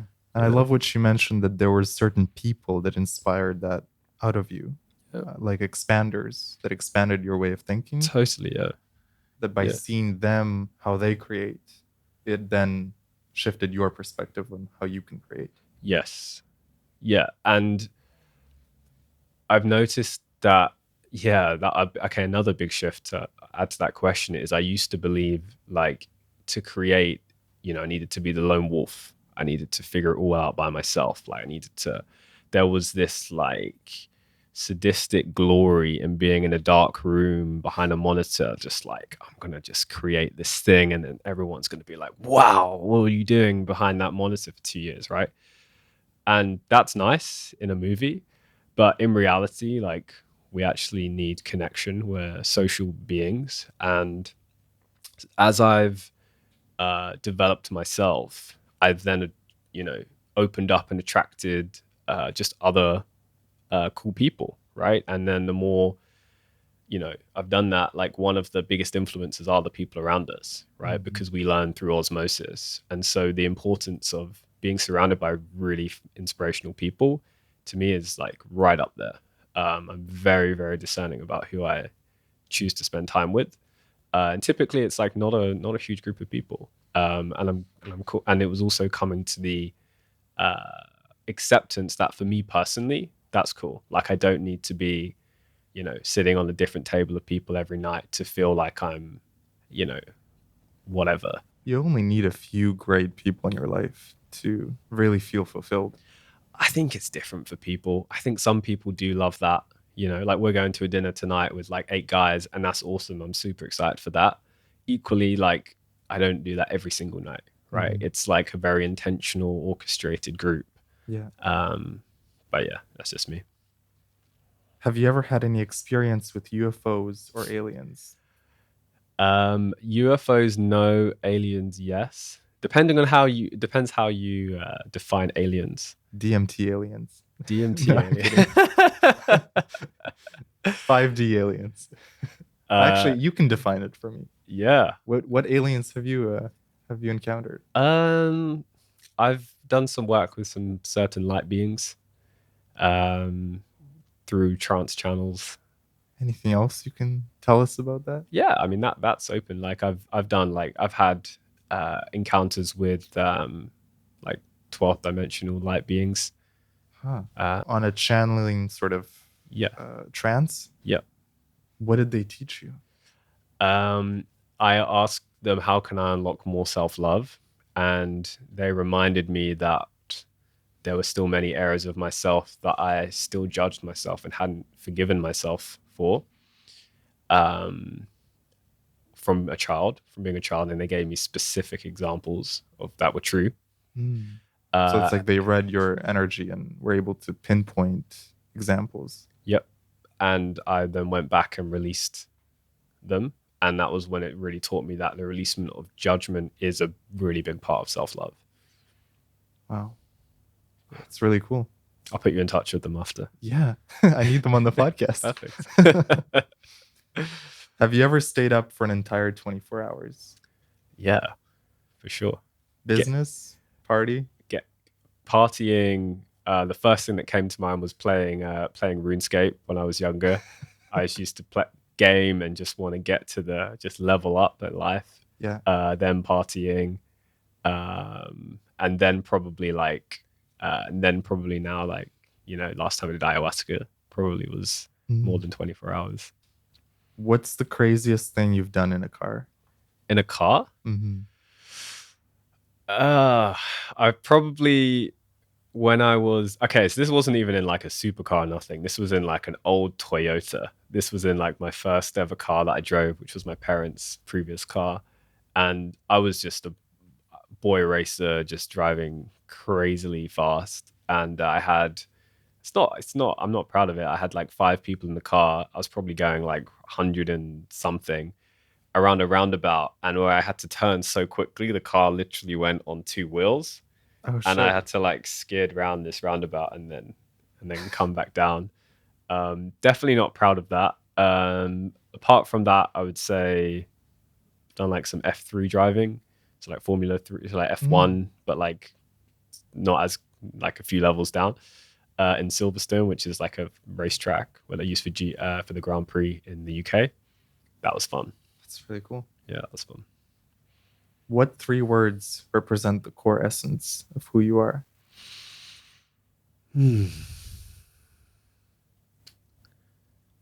I would say wisdom. Wisdom came up. Say vitality and just child. Child. Yeah. That playfulness. Yeah, I was actually just saying this to, weirdly enough. So I saved these 3 lines on my notes this morning, which crazily enough, my good friend who you met, had a very similar 3 lines that he posted on his story, which was so weird. I don't know how this happened, but anyway, it was basically, I was saying like I want to have like the wisdom of an elderly man. I want to have like the body of an athlete, like a Greek god, and the like humor of a child. Mm. And just to embody those 3 qualities is, yeah, I think that's cool. What's one life lesson that you learned from your mom? From my mum, just to love unconditionally. She taught me, through loving me unconditionally, she taught me that love is always there no matter what. Like through being the physical representation of always having someone to go to no matter what. Like, I know whatever happens, I can go to her. She taught me that unconditional love is always there within myself. How many times have you been in love? Oh, that's a good question. I would say definitely different levels of love. I would say 5. The latest version of love being with me. Hmm. I love that. Yeah. So the 5th is you. 5th is me. Yeah. What is your dream for the planet? Dream for the planet. I would dream that everybody can live by the qualities of, just loving thy neighbor, being able to act in the intention of love. If we all act with love from that intention, then I believe that basically resolves all of all of the war, all of the stuff going on. I think it resolves basically all of that. And by the way, that doesn't mean jumping around, skipping unicorns and rainbows. Not that at all. But my dream is that everybody can get to a point where they are healed internally so that they can act from love. What keeps you connected to the world of spirit? Or what is your spiritual practice? It's many things. The most common daily practice is the practice of releasing and letting go. Because I view that as the essence of the spiritual journey, is to continually release and let go, because the more that is done, the more I come back to love. It's beautiful. Final question. What is one piece of advice that you can leave listeners with on how they can lead a more epic life? Oh, more epic life. Okay.